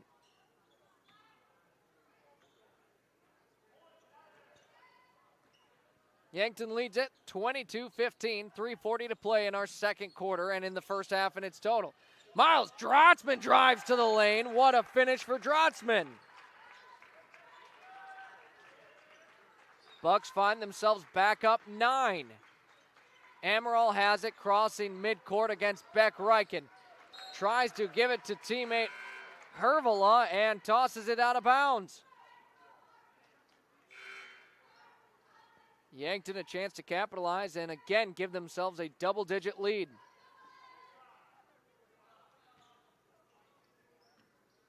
Inbound gets into Beck Reichen and the Bucks work it up 24-15. Reichen takes the screen, swings it out. Eidsness pump fakes a 3, hops into the down low area. His shot no good. Abe O'Brien had an offensive rebound, but the second attempt for the Bucks was also no good. Benny Olsen to the far side of the floor. Gives it up now, driving here. Hunter Frericks puts it up just a little short on the layup attempt and fight for the rebound. I think Drotzman touched it last of the Bucks. And someone we haven't seen on the varsity floor in quite some time. Tegan LaCroix checks in for Yankton in place of Miles Drotzman. It is Patriots basketball here. Inbound gets in. Lane Paulson right back to Connor Wright, who inbounded it. Picks up his dribble, stops, and out to Frericks. Frericks drives with it. Ball was poked free, ends up with the Patriots, though. With it, Jacob Hervela. Kicks it out. Benny Olson, a good look from downtown. Left it way short. Offensive rebound and a score for Hunter Frericks. Coach Haynes will call a timeout. It's the first one of the game. And a Lindsay Echo Water Systems of Yankton water break. Locally owned for 4 generations. Call them for water softening and purification. Salt, reverse osmosis needs, and bottled water. That's Lindsay Echo Water Systems of Yankton. It was a full timeout for Coach Haynes. We'll step aside for 30 seconds. When we return, 24-17, Yankton leads. When you need top-notch appliances that last, trust the experts at Murph's Appliance. From washers and dryers to refrigerators, they have all the trusted brands to keep your home running smoothly. At Murph's, you'll find Maytag appliances built for durability and service you can count on. Whether it's a new oven or a repair, they're there for you every step of the way. Stop on down to Murph's Appliance, your local Maytag dealer in Vermilion. Maytag and Murph's, reliable just like you. Back to the floor, 2:29 to play in our first half of action. Yankton leads at 24-17 over the Douglas Patriots, and it is Bucks basketball out of the break.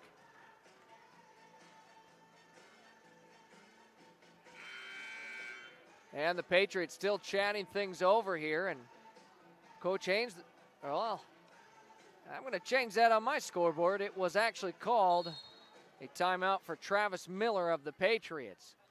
So 4 timeouts remaining for Miller and the Patriots, and Coach Haynes with all 5 yet in the game.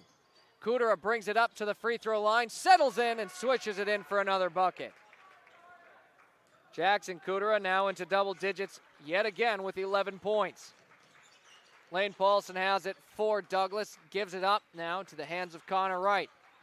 Wright gives it to Hervela. Into the corner it moves. As we cross the 2-minute mark in our first half. Down low, Lane Paulson has it poked free by Tegan LaCroix to the hands of Beck Reichen, who gets fouled.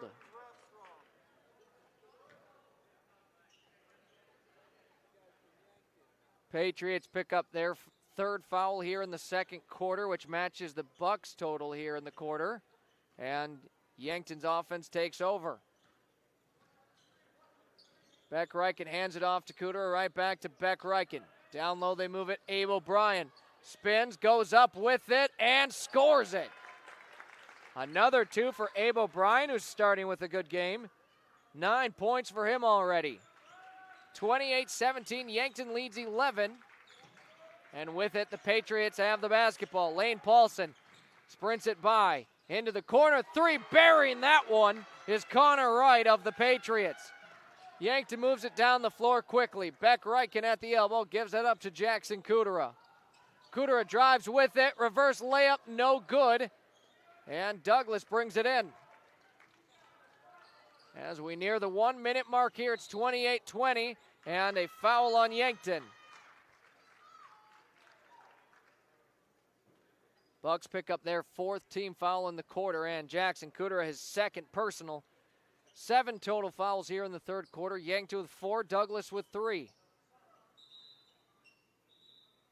Miles Drotzman will check back in for Yankton, and Kudera heads to the bench.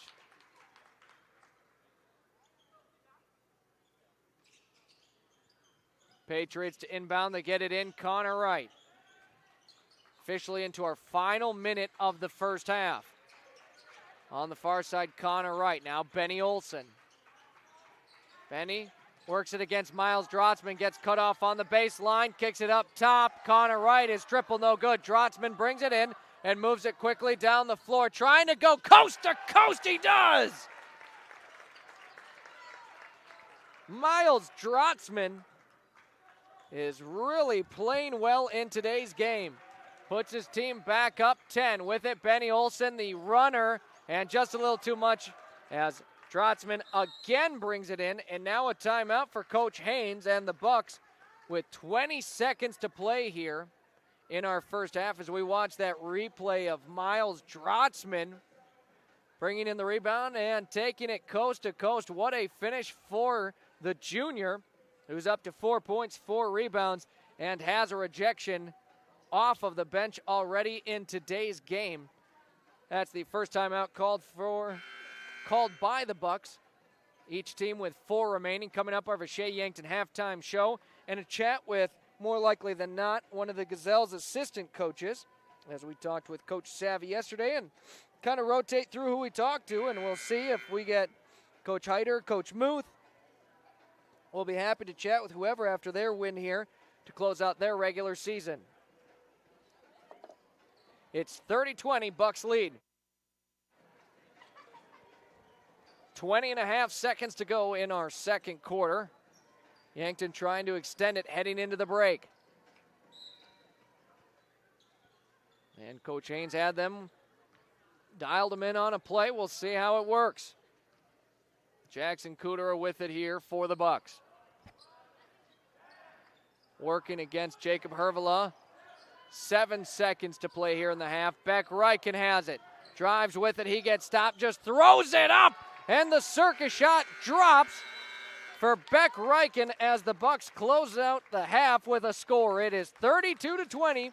Yankton leads over the Douglas Patriots here, entering our Vishay Yankton halftime show. Again, halftime stats, game trends, what we saw in that first half, and hopefully a chat with one of the assistant coaches of the Gazelles as we enter halftime. 32-20, Bucks lead it on Fox Sports Radio 101.5, AM 1570 in Yankton, streaming on YouTube. This is your invitation to thrive in Yankton, South Dakota. Nestled on the bluffs of the Missouri River, plenty of outdoor adventures are waiting. Whether you work remote or in a traditional office, we have a spot for you. Quality health care, diverse manufacturing, progressive school system, Mount Marty University, and so much more. Explore with family and friends. Let's thrive together.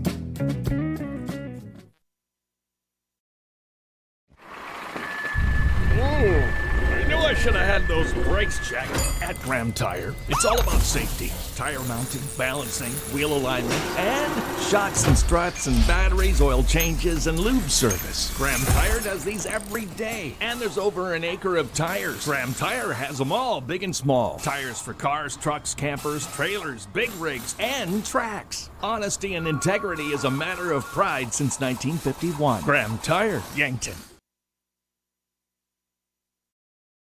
Midwest Insurance Agency values family. Our agency has been family-run for over 60 years. We pride ourselves on excellent, knowledgeable customer service. This day and age, everyone is so eager to have an immediate response with a quote. But at Midwest Insurance, we take our time and evaluate your assets and make sure you are properly insured. We take those what-ifs very seriously. As we continue on our family business with hopes of our children, Brooke or Jet, taking over in the future, we will continue to be there for you always. Come be a part of our family. Midwest Insurance Agency, 3016 Piper Street, Yankton.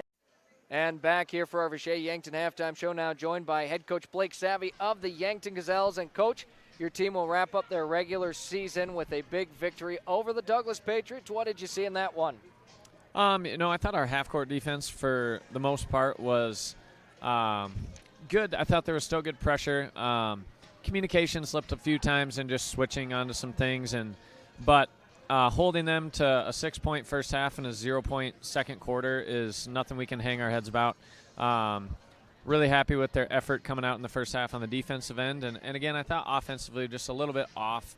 But, got enough shots to fall and still found some good looks. I thought Jordan had a couple good threes in the first half, and she did a good job pressuring the ball. And then from there, I thought we just did a good job capitalizing on some of the easy looks, but left some out there too.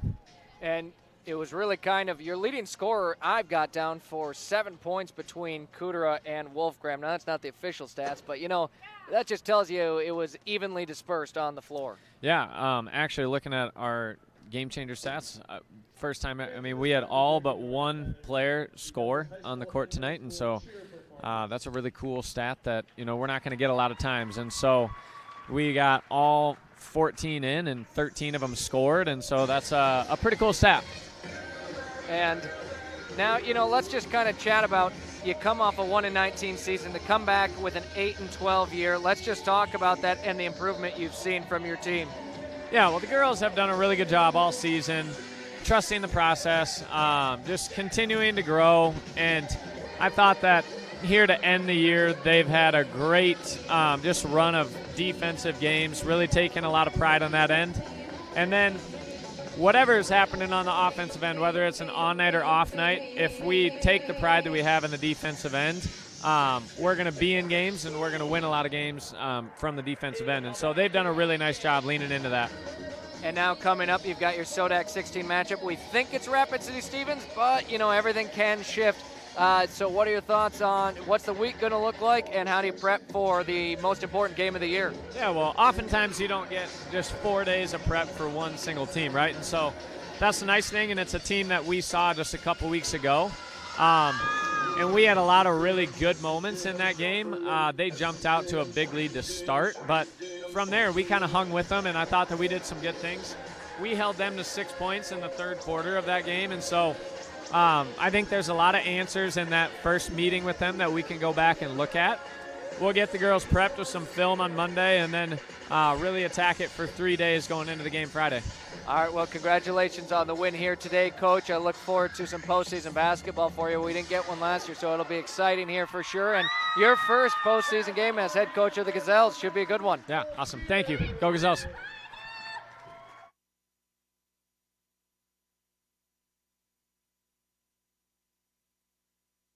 Again, that was head coach Blake Savvy of the Yankton Gazelles here on our Vichay Yankton halftime show. We've had some unfortunate luck for some the volume here at the floor for our last two interviews. Last time it was a drum line, and right now some cheer stuff going on, and oh boy, they got those speakers cranked up. But the nice thing is these mics do a pretty good job of not picking up a lot of that background. So I'll take another quick break here during the Vichay Yankton halftime show so I can get the halftime stats all figured out. And when we return, we'll have those stats, what we saw in that first half of the game, and then the start of the third quarter coming up. Bucks lead 32-20 during our Vichay Yankton half.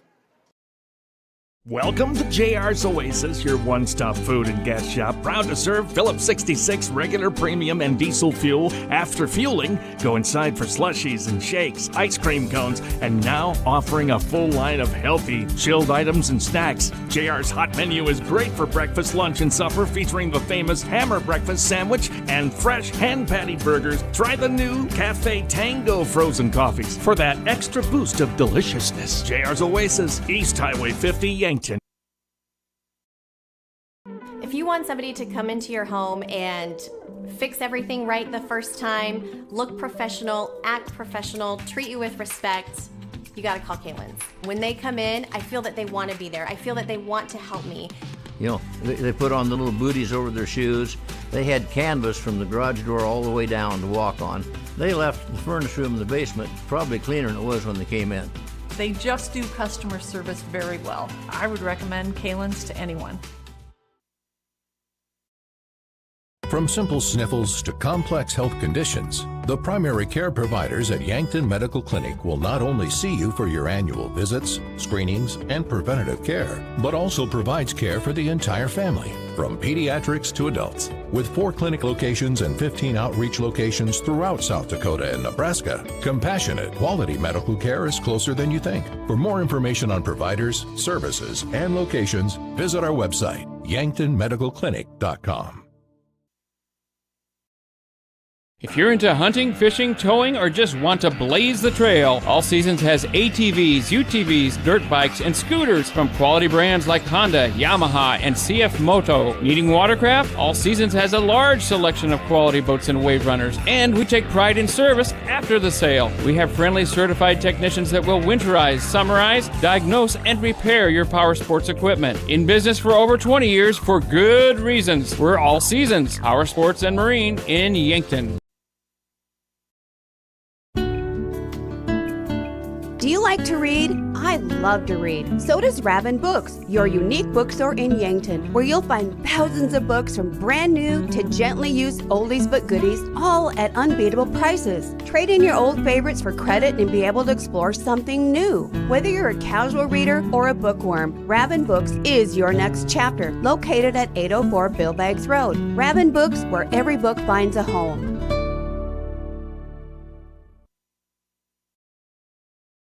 Weather around here gets pretty crazy. Are you sure the weather hasn't caused damage to your roof? Let Justice at H&H Roofing in Yankton take any roof damage worries away. He'll come and inspect your roof. Even if you've had an inspection, get a second opinion or re-inspection for your peace of mind. H&H Roofing has built their reputation on working to satisfy homeowners for years. Family owned and operated. H&H Roofing is bonded and insured. Contact Justice today. Now time for the Vishay Yankton Halftime Show. Vishay, define the world's future. Vishay electronic components bring to life the world's most important products. Products that touch lives everywhere, every day. Vishay, building the DNA of tech. Now, back to courtside for all the game trends, stats, and more. And back on our Vishay Yankton Halftime Show, it is currently 32-20. The Yankton Bucks leading the Douglas Patriots here, trying to end their season with a win, and it would be their 8th win of the season. Your halftime stats: Beck Reichen, 4 points, 1 assist and a steal. Owen Eisens with 2 points, 2 assists and a rebound. Jackson Cooter leads the way in scoring, 11 points and a rebound. Abe O'Brien close behind him with 9 points, 1 assist and 4 rebounds. And Austin Conway with 2 points, 1 rebound and 1 steal. Coming off the bench for Yankton, Miles Draw. It's been a good game. 4 points, 4 rebounds, and a block. We've also seen on the floor Ivan Hirschman and Tegan LaCroix. Some score updates around the state in girls AA. Sioux Falls, Washington defeated Rapid City Central 53-37. Rapid City Stevens defeated Sioux Falls Jefferson 63-56. And more likely than not, Yankton Gazelles will be taking on Stevens next Friday. Of course, Yankton beat Douglas 52-18. Watertown defeated Pierre TF Riggs 56-31, and Spearfish beat Brookings 59-27. In boys AA score updates, number 4 ranked Watertown took care of business against Pierre TF Riggs, winning 74-45. Sioux Falls Washington beat Rapid City Central 55-46. Sioux Falls Jefferson, who's receiving votes at half, leads Rapid City Stevens 45-38. Of course, here at our half, Bucks on top 32-20 over the Douglas Patriots. And in the final game of boys AA action, no updates yet as it's probably just getting underway. Slotted for a 3:30 start, 3:30 Mountain Time, 4:30 Central Time, of course, against Spearfish and Brookings, in which Spearfish is still a team receiving votes. It is time for the third quarter of action. Bucks lead at 32-20, and the Patriots will start with the basketball here. Over halfway through our game and nearing the close of our regular season. Patriots move it right to left on Yankton, streaming on YouTube. As driving with it, Hervala scores it and gets a tricky layup to drop. Again, if you enjoy Yankton Athletics, consider subscribing to Yankton, streaming on YouTube, to be notified every time we go live with Yankton Athletics. The first offensive set for Yankton out of the break here as they move it into the corner. Abe O'Brien up to Kudera. Kudera drives and feeds it to Beck Reichen. Pump fakes, now gets it down low. Eidsness kicks it back out to Beck Reichen. It was nearly taken the other way. Kudera swings it, corner 3. Abe O'Brien, nothing but net. Abe O'Brien now the leading scorer in this one. 35-22, Yankton leads this one. Down low, moving it, Connor right off the iron it goes, and Cooter reels it in. Up ahead, Beck Reichen sprints it across. Down low, moves it, Conway steps in, down low, and scores it for 2. Austin Conway, 2 more points. Beck Reichen the assist, and a timeout on the floor that is going to be called by the Yankton Bucks. It's a Lindsay Echo Water Systems of Yankton water break when we return. Dive into the delicious all-you-can-eat Asian buffet, featuring mouth-watering Asian cuisine like broccoli beef, General Chicken, sesame chicken, so much more. Or choose from a fresh selection of meats, noodles, rice, vegetables, Asian-inspired sauces, and watch them sizzle on the Mongolian grill. Plus tantalizing desserts, including ice cream. Get your fill at King Buffet and Mongolian Grill, North Broadway, Yankton. 6:42 to go in the third quarter. The Bucks lead at 37-22 over the Douglas Patriots in Box Elder, South Dakota, as they try to close out the year with a victory heading into their Sodak 16, which will be next Saturday. Up ahead, the Patriots move it. With it, Davis up top to Paulson. Lane Paulson dishes it out, and now it's into the hands of Hervela. Hervela works it against Kudera, into the lane, steps it. Now back out Connor Wright. Connor Wright will give it to Logan Amaral, his feet out to Paulson. Patriots with only 8 seconds to shoot here. Hervela with it, drives it to the free throw line. And a feed to Paulson, couldn't get it, but Davis will clean up the glass and put it in for 2 more. 37-24, and whistle will blow as Beck Reichen will stop to tie his shoe. It looked like there was confusion for the Bucks on how to inbound it. Then as soon as they did, have to stop the play. Under 6 minutes in the third quarter here to go. 37-24, Bucks lead at a 13-point lead.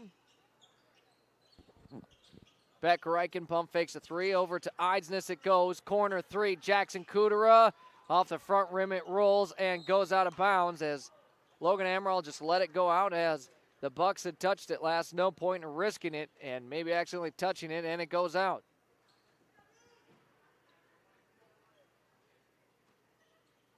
Eidsness will make it a little more tricky on the inbound, but they get it into Lane Paulson, who's a shifty and fast guard for the Patriots. Hervela onto the near side. Lane Paulson takes a screen up to the top free throw line, kicks it out. Connor Wright, dead on 3 is a swish. Douglas has brought it back within 10. 37-27, Bucks lead it here on offense. Eidsness onto the near side for Abe O'Brien. Thought about the three-pointer, decided against it. Gets it right back out to Kudera. Kudera drives with it, feeds it out. Beck Reichen. 14 to shoot for Yankton. Eidsness brings in the pass, nearly lost it. Down to Conway, gets it right back out. He'll try a 3, can't answer on this side. Jacob Hervela crosses the timeline and brings it up for his team's offense, who can get it back down to a single-digit deficit. Logan Amaral at the elbow, loses it, and a foul on Yankton. It's the first foul of the quarter on either side. Owen Eidsness picks up his second personal. Now, none of the Bucks have 3 or more fouls, so really no foul trouble here as we're about halfway through our third quarter. Douglas able to get it into Lane Paulson. And the ball ends up on the floor into the hands of Jackson Kudera. That'll be his first steal of the game. Beck Reichen up to the elbow, hands it back off to Jackson Kudera. Drives it into the lane, puts it up, and it gets the kind iron, rolls in for 2.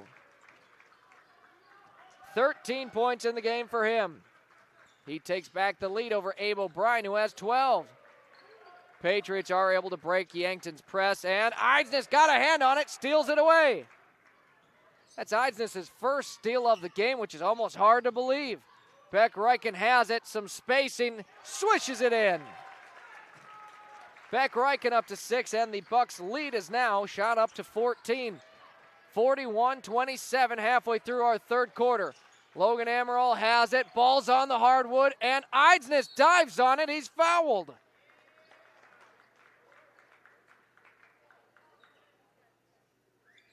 Eidsness, as I was just saying, with only 1 steal, now he's got 2. Foul goes against Logan Amaral. His second, personal team's first, as Miles Drotzman checks in place of Austin Conway. Bucks get the basketball inbounded here. Beck Reichen will bring it across the floor. Kudera has it right back to Reichen. Eisnitz fakes the three. And Yankton has just kept it beyond the perimeter until right now. Jackson Kudera just turns around and spins it in for two. Just makes it look easy out there. Up ahead, the Patriots on offense. Connor Wright gets a good look from the corner three. No good, and rebounded by Yankton. Yankton leads right now 16, a chance to really extend to what would be their largest lead of the night. Kudera had it tipped away, recovers it, and well, he just, I'm down here anyways, I'll throw it in for two more. Timeout called here now for Coach Miller of the Douglas Patriots, and a full timeout will take it with them. When we return, Bucks lead late in the third quarter, 45-27. Do you realize what your Yankton Hy-Vee has to offer? Aisles online, delivery, catering, fresh floral and bakery departments, pharmacy with drive-up and online prescription refills, Hy-Vee Health Market, dietitian service, fresh seafood department, U.S. Postal Substation, take and bake for breakfast and family meal deals. Yes, all that and more is at your Yankton Hy-Vee, located on the corner of 21st Street and Broadway Avenue in Yankton. Larson Carpet has all your flooring needs. Step into their showroom to see a wide selection of all types of flooring. They have soft and luxurious carpet that's sure to bring comfort to your home. Stylized tile to make any room pop. Different color options of hardwood to make matching easy. And convenient vinyl plank for when spills happen. Of course, with the best customer service in the area. Their knowledgeable staff will make sure to answer any questions you might have. Larson Carpet, 212 Walnut. And back to the floor it is. 45-27, the Bucks up big time here on your Fox Stop of Yankton scoreboard. Patriots with the basketball here as they'll start against a press from the Bucks. It forces a turnover. Eisnitz now picks up his third steal, nearly finishes at the hoop. Off the front of the rim it goes. Patriots now will take it on offense. They give it to Jarrett Hokie. Ball is tipped into the hands of Jackson Kudera. Yankton moves it quickly. Miles Drotzman lays it in for two. Yankton up 20 points here. Eisnitz the assist. Drotzman another bucket. He's up to 6 points. That full court pressure clearly bothering the Douglas Patriots. They get across this time and then a foul on Yankton. I think Eisnitz will pick up another one. It would be his third.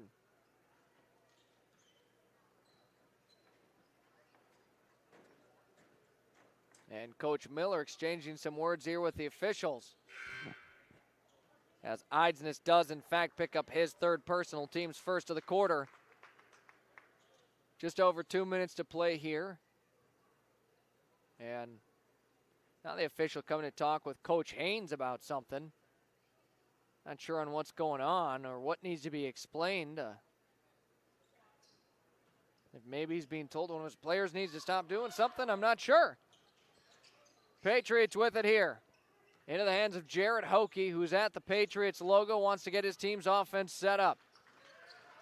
On the far side there, and a foul quick called on Tegan LaCroix. And you got to wonder if Coach Miller being in the official's ear maybe has something to do with that one. Kudera checks out, Ivan Hirschman in his place. Lane Paulson inbounded here for the Patriots. It gets in, and Hervela with it.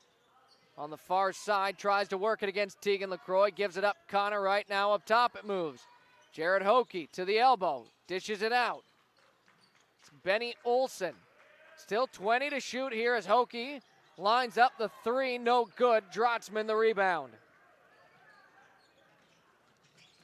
Up ahead, Beck Reichen nearly gets the incredible finish it would have been.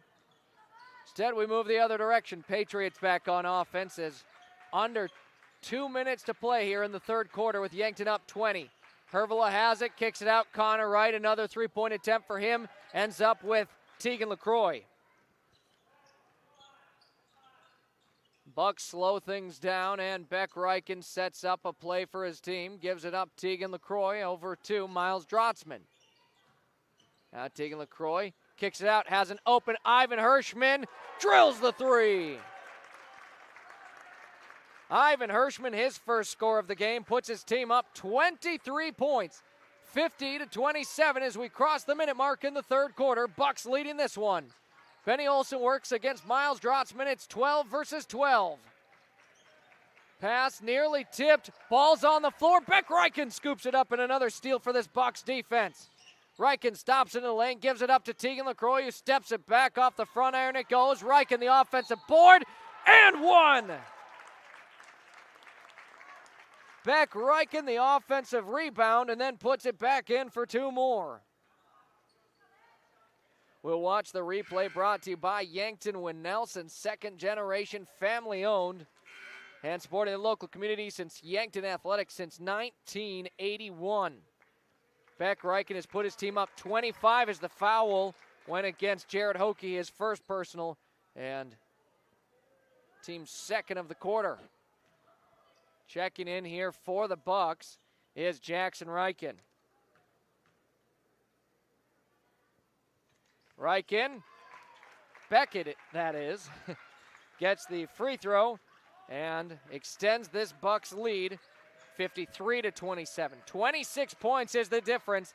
Yankton nearing a 30-point lead, which would be a running clock here in this game. We saw it early in the girls' game too. With it, Hunter Frericks drives with it against Drotzman, stops at the baseline looking for a help, and Ivan Hirschman takes it the other direction. Bucks a chance here for the final score of the third quarter. They lead 26 already and should get possession to open the fourth quarter of action. Reichen takes the screen. He's stopped in the lane, throws it up off the glass and in. Beck Reichen ends the quarter. He's got 11 points now in this one. 55-27 after 3 quarters of play. The Bucks lead it and are well on their way to their 8th victory of the season. When we return, 8 minutes to play in this one. Looking to buy a home or maybe sell? Trust the name that puts you first. America's Best Realty. From your first showing to the final signature, their expert agents guide you every step of the way. Fast closings, top market value, and real service you can count on. Your dream home, they will find it. Selling fast, they will make it happen. Call America's Best Realty at 605-260-1600. America's Best Realty, because you deserve the best.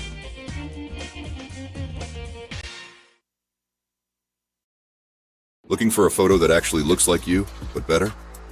At Meridian Photo, we specialize in capturing personality, not just poses.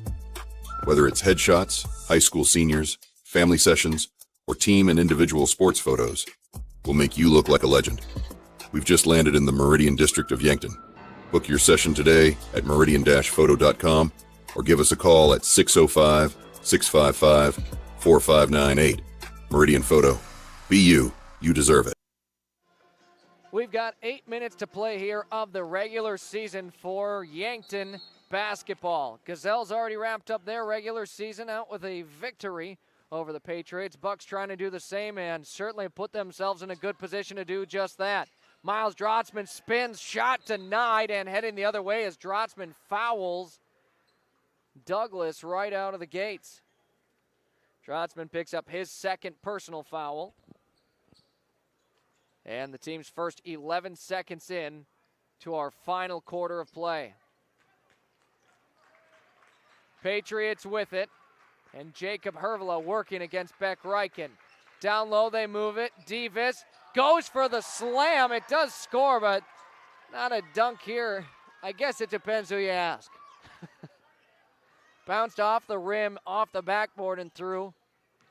I'm counting that as a regular 2 points there. Beck Reichen kicks it out. Miles Drotzman out of the hands of Tegan LaCroix. Right back, Drotzman takes a screen from Jackson Reichen. Tegan with it, loses the basketball, goes out of bounds. Last touch by Douglas as we've got a number 11. I don't have a number 11 on my roster, so we'll see. Tegan LaCroix, what a bucket there, puts his team back up 28.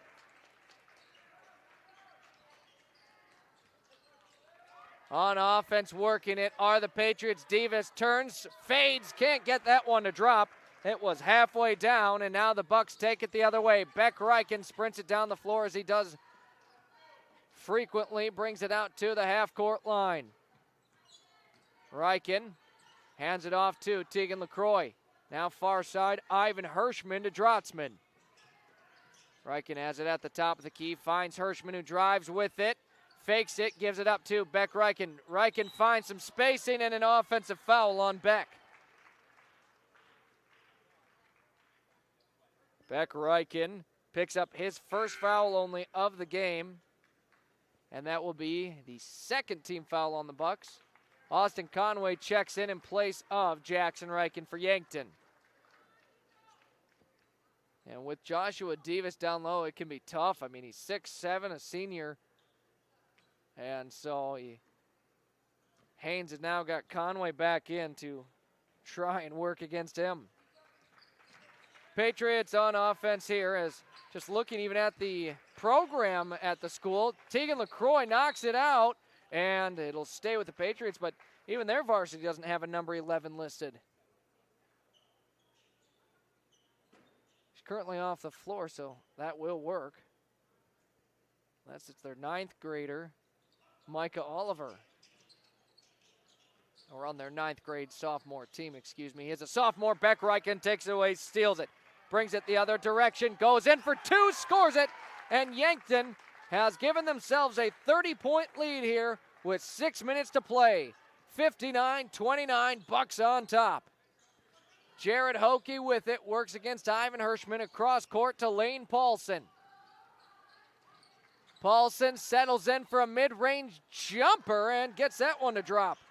Tough bucket there for the senior point guard. 59-31, Yankton leads on the Fox Stop scoreboard. Austin Conway has it, gives it up to Ivan Hirschman on the near side, bounces it right back Conway. Spins it and jumps up to pass it out to Drotzman. Drotzman drives it, kicks it out. LaCroix pump fakes the three, settles in at the free throw line for a jumper. No good, fight for the rebound, and it will be a jump ball. That will give the Patriots the basketball. Now on the floor they have stopped the clock. It did hit the 30-point mark, so now they'll continue it. Again, the rule is once it hits a 30-point deficit in the second half, the clock only stops for free throws and timeouts called by coaches. So it should be a quick 5 minutes of action here on the floor today, and Yankton looking forward to picking up their 5th win as Connor Wright dumps it in for a quick 2.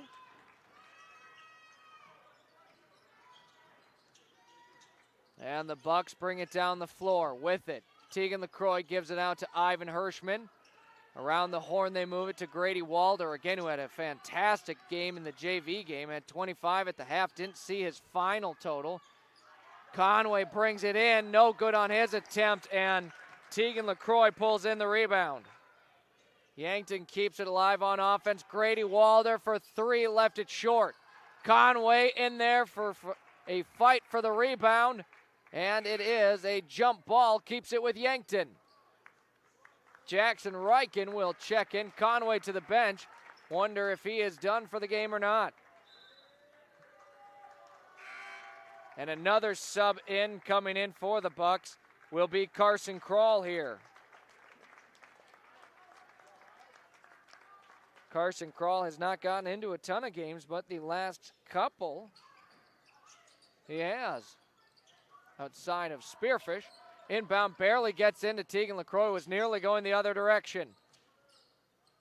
Bucks on offense. Hirschman will give it up to Carson Krall. Tegan LaCroix settles in for a jumper. No good. It left it short. 3.5 to play in today's game. With it, Amaral drives it baseline, gives it up to Davis, who works against Reichen. He wants the mid-range jumper, and just a little too much he put on that one. Ivan Hirschman moves it the other way. Bucks with a 26-point lead, 59-33. Hirschman will give it up to Krall, now Walder. Walder dribbles it up to the top to LaCroix. A lot of ball movement here from this young Bucks squad on the floor as Krall finds Walder, who tries another 3. That one off the back iron it goes. Up ahead, Patriots try to move quickly. The pass thrown way too hard and just goes out of bounds. It will be Bucks basketball. Checking in Talon Harms in place of Ivan Hirschman.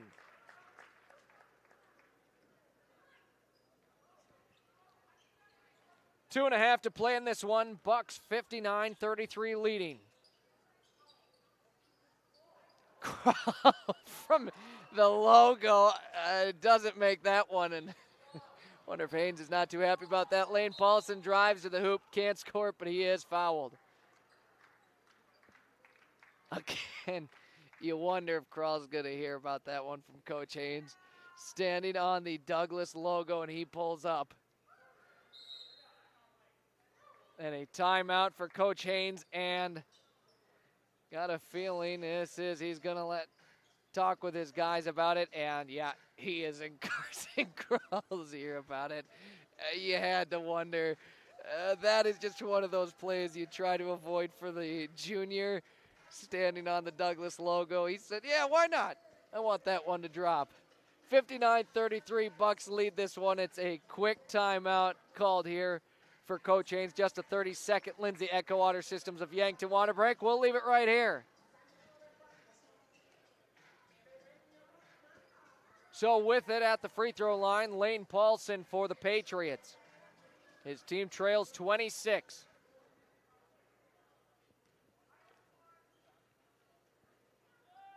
And the first one does drop.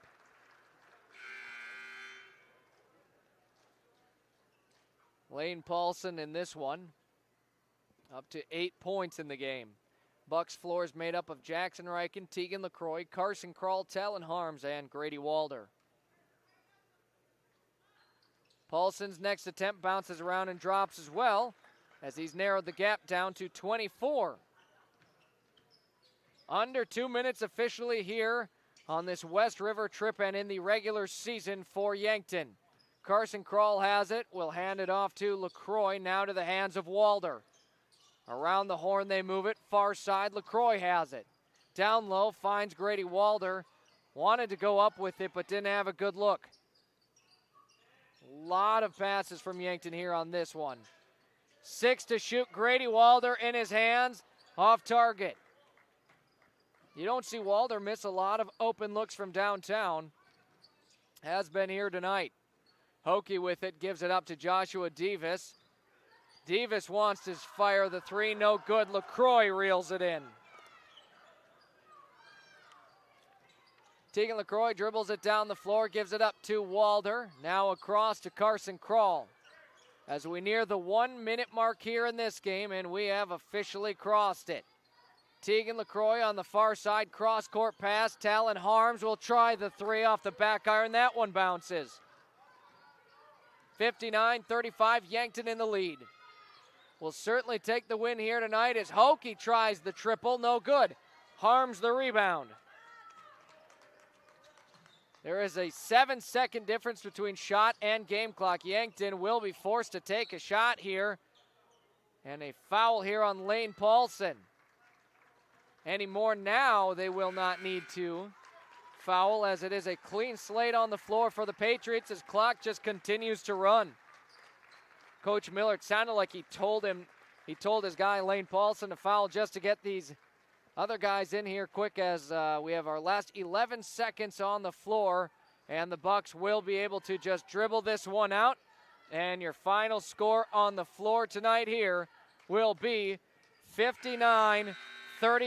The Bucks win again. That is becoming a phrase we've said a lot more and more here at the end of the season.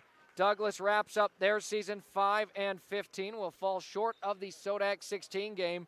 For the Bucks, they finish 8-12, just like the girls team. The Gazelles also finish 8-12, and both teams now about a week out from their Sodak 16 game, and it should be exciting as both the Bucks and Gazelles, I know they're probably both going to be 13 seeds. They've got capability and opportunity to possibly pull off an upset here and punch their ticket to the state tournament. 59-35, your final score in the game here today as the Bucks defeat the Douglas Patriots. We'll take a break. When we return, your final game stats as well as what we saw in the game. We'll take another look at the standings, your final score updates around the state, and then later, our chat with Coach Haynes. This is Bucks basketball on Fox Sports Radio 101.5 AM 1570 and Yankton streaming on YouTube. Kaiser Heating and Cooling is your hometown team specializing in all things heating and cooling, as well as heat and glow gas, wood, and electric fireplaces, humidifiers, and dehumidifiers, and all styles of ductless mini-split systems. Whether you are building or remodeling, our team of innovative experts will get you the correct equipment and indoor air quality accessories you need for your home or business. Remember, Kaiser Heating and Cooling is your hometown team for all things heating and cooling for the past 77 years. Go Bucks and Gazelles. Your local KFC Taco Bell at 2504 Fox Run Parkway in Yankton offers 2 menus combined into one. Something for everyone at KFC Taco Bell. When your family's hungry and can't decide between crispy chicken and mashed potatoes or tacos, burritos, and protein bowls, well, you don't have to choose. Get the best of both worlds in one stop. Cool down with the legendary Baja Blast Freeze or heat things up with a variety of hot sauces. KFC Taco Bell Yankton. Why pick one when you can have both? What does FloorTech do? When disaster strikes, water damage, mold growth, or fire cleanup, call the team you can trust. FloorTech Cleaning and Restoration. They respond fast to protect your home or business and restore it the right way with honesty, integrity, and top-notch service. Their crews proudly serve southeast South Dakota and northeast Nebraska, including Yankton, Mitchell, Norfolk, and Sioux Falls. For 24/7 emergency service, call 800-507-1822. If your home or floor is wet, call FloorTech or visit them at floortechrestoration.com. Hi, it's Linda at Linda's Angel Crossing in Yankton. I carry Tribal, Lulu Bee, Ethel, Southern Lady, and Old Ranch. I have other brands too. The nursery has everything you need for babies. Copper pearl bibs, magnetic sleepers, swaddlers, bag sleepers, and baptism. Toddler clothing, boys and girls Under Armour to size 7, toys, little golden books, and other unique kids' toys. Linda's Angel Crossing, 1101 Broadway in Yankton. Yankton Rexall in the Meridian District, Yankton, for all your gifts and decor needs. It's the only place in town to find both Hallmark ornaments and cards for any occasion. They also have Willow Tree and Precious Moments collectibles, the perfect anniversary and wedding gifts, nativity scenes, Watkins products, and single Abdallah chocolates. The Yankton Rexall Pharmacy for all your prescription needs. Yankton Rexall at the corner of 3rd and Douglas, downtown Yankton. Hi, I'm Franny Kiefer with the Yankton School District Alumni Association. We strive to create a community of alumni and friends who support extracurricular and educational opportunities in the Yankton School District. Through scholarships, grants, innovative education opportunities, and staff appreciation. With us, you will keep connected to a community of Yankton School District alumni and friends all over. You can help continue to pay it forward and help future graduates. Register today at the Yankton School District Alumni Association website. Pied Piper Flowers and Gifts on the corner of 15th and Broadway in Yankton. Your full-service flower and gift store. Beautiful fresh flower arrangements to artificial arrangements. Gifts, sympathy, foodie items to snarky gifts. Stop by and let the gals at Pied Piper give you the personal service you deserve. Brighten your day and head to Pied Piper Flowers and Gifts, where you'll find something new every time you go. Pied Piper Flowers and Gifts Yankton, they deliver. And back on the floor for your First Dakota National Bank post-game show.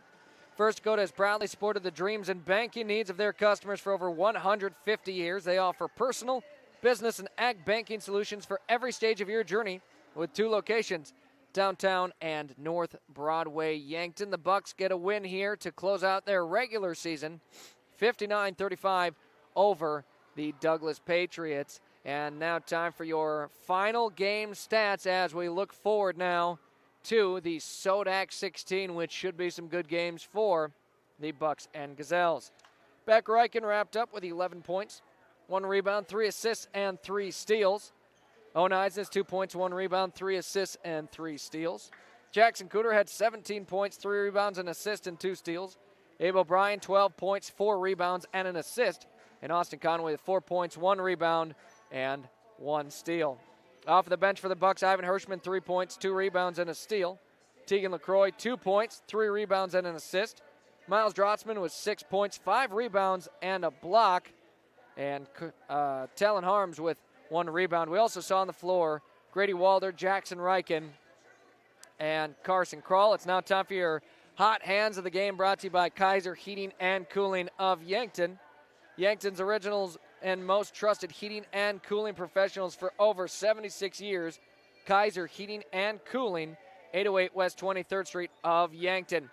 For today's hot hands of the game, I'm giving it to Abe O'Brien, who had the second most points on his team, and he wrapped up with 12 points, 4 rebounds, and an assist, and really felt like he had a big impact and was a large part of the reason why the Bucks were able to get out to a large lead here in the early parts of the game. So the Bucks will wrap up their season, and 8-12 is their record for the regular season. Last year going 5-15, a 3-game jump. And on the flip side, we saw the Gazelles, who jumped up from 1-19 last season to end up getting to 8-12 as well this year. And so some improvement for both of these Yankton teams. And for the Gazelles, they returned a lot of talent and knew that they were capable of winning more games than they had last season. And it was really just a matter of getting the wins put together and, just fight through it, fight through that adversity. And they were able to do just that. And for the Bucks, it was just riding the waves of early season maybe is not going your way quite here this season. You just got to get through that because there are brighter days ahead, it feels like. And for them, they ended the season about as good as you could ask for. Really just a very impressive final push to try, and they've definitely clinched their game in the Sodak 16. And as of right now, looking at the standings for the Gazelles, they are updated in Go Bound, and it looks like everyone around them they are in the 13th seed, and looks like Rapid City Stevens is locked into their spot. So more likely than not, barring any last-second change, the Gazelles will take on Rapid City Stevens next Friday in the Sodak 16 game. Of course, we'll have that for sure on Yankton streaming on YouTube and possibly on Classic Hits 106.3, unless we have USD basketball that will push it to Fox Sports Radio 101.5 AM 1570. And if there's both men's and women's basketball going on that time, well, for sure it will be on Yankton streaming on YouTube no matter what. And just a look now at the standings for boys AA, as I can't imagine updated already. It is not. So we'll see if the Bucks got enough to jump over Mitchell or not. Probably, I'm gonna guess probably not. We'll see if Mitchell, who is 8-11 on the season, and I don't know if they're gonna have another game. It looks like they are all done. They'll only play 19 games this season, so they're probably locked into their seed points, as their last game was early, just a few days ago. So it looks like more likely than not, Yankton is going to be locked into the 13th seed, and that will line them up against Harrisburg, and that game will be next Saturday. And again, same situation as the Gazelles. It'll be on, if available, Classic Hits 106.3 and Yankton streaming on YouTube. If not, if the Fox Sports Radio is open, we'll be on Fox Sports Radio. And no matter what, it will be on Yankton streaming on YouTube. We'll take our final break here during our First Dakota National Bank post-game show. When we return, some scores around the state and our chat with head coach Chris Haynes of the Yankton Bucks, who close out their season with a win. Interior technicians. Jerry, I need your help. I'm in a real pickle. How can we help? We clean carpets, furnace and duct cleaning, mold remediation, fire restoration, water damage restoration, office cleaning, and much more. No, Jerry, I'm in a real pickle. I'm stuck and I can't get out. Hang on, I'll send you a pic so you can see what I mean. Oh, my gosh. When you need it clean, call the Intech team, fixing pickles since 1984. At Anytime Fitness Yankton, your fitness journey starts with one step, and Anytime Fitness will be with you every step of the way. Open 24 hours a day with top-of-the-line equipment and guidance you need to reach your goals. Plus, your membership gives you access to every Anytime Fitness gym anywhere. No matter your goals, no matter the time, you belong at Anytime Fitness Yankton, located at 2509 Fox Run Parkway.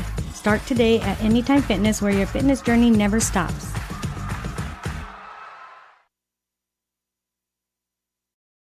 Lucky for us, life is full of choices, big and small. Just as it should be. They define us, make us who we are. And when it comes time for you to choose, a car, home, your next big adventure, or start a new business, Farmers Union Insurance has the variety of choices to make sure you have the perfect coverage to protect each perfect moment. Farmers Union Insurance. And back on our first Go to National Bank post-game show, joined by head coach Chris Haynes of the Yankton Bucks. And, Coach, first, beating Douglas here, but let's just talk about what a close of the season it was for you and the guys. What's that? I was just saying, beating Douglas here, but even just beyond that, what a finish to the season for you and your team here. Yeah, played much better the second half of the season, won 7 of our last 9. And the 2 that we lost were at Sioux Falls Roosevelt and at Sioux Falls Christian. And, we had our chances to win those games as well. And I thought even though we lost those games, I think we walked out of both of those gyms continuing our momentum and continuing to gain confidence. And, you never want to lose, but I thought we played well in those games. And I think our guys understood how we were playing. And, you always want to be playing your best basketball at the end of the year. And I feel like, we've been trending that way. And a 59-35 victory over the Patriots. What went well here on the floor today? Yeah, I thought we were gambling too much in the first half and gave them some opportunities that they took advantage of. I thought we were much more solid in the second half. And then they started zoning us. They came out in the zone in the second half. They didn't show that in the first half, so I'm sure that was by design. And our guys did a great job of attacking it, getting the ball in the middle, not settling for threes all the time.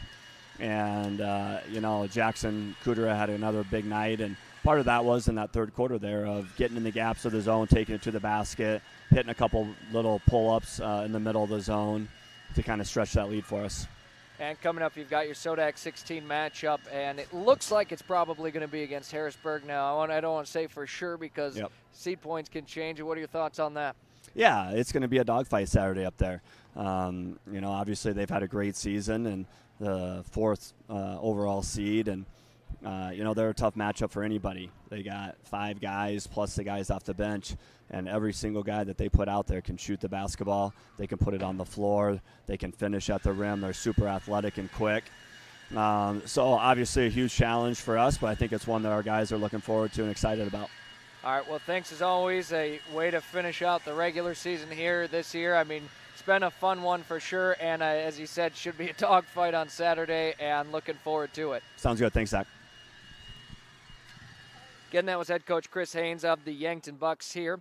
During our first Go to National Bank post-game show, really the only other score update we've got here for around the state is Spearfish currently leads Brookings at the half, 32-26 in boys basketball.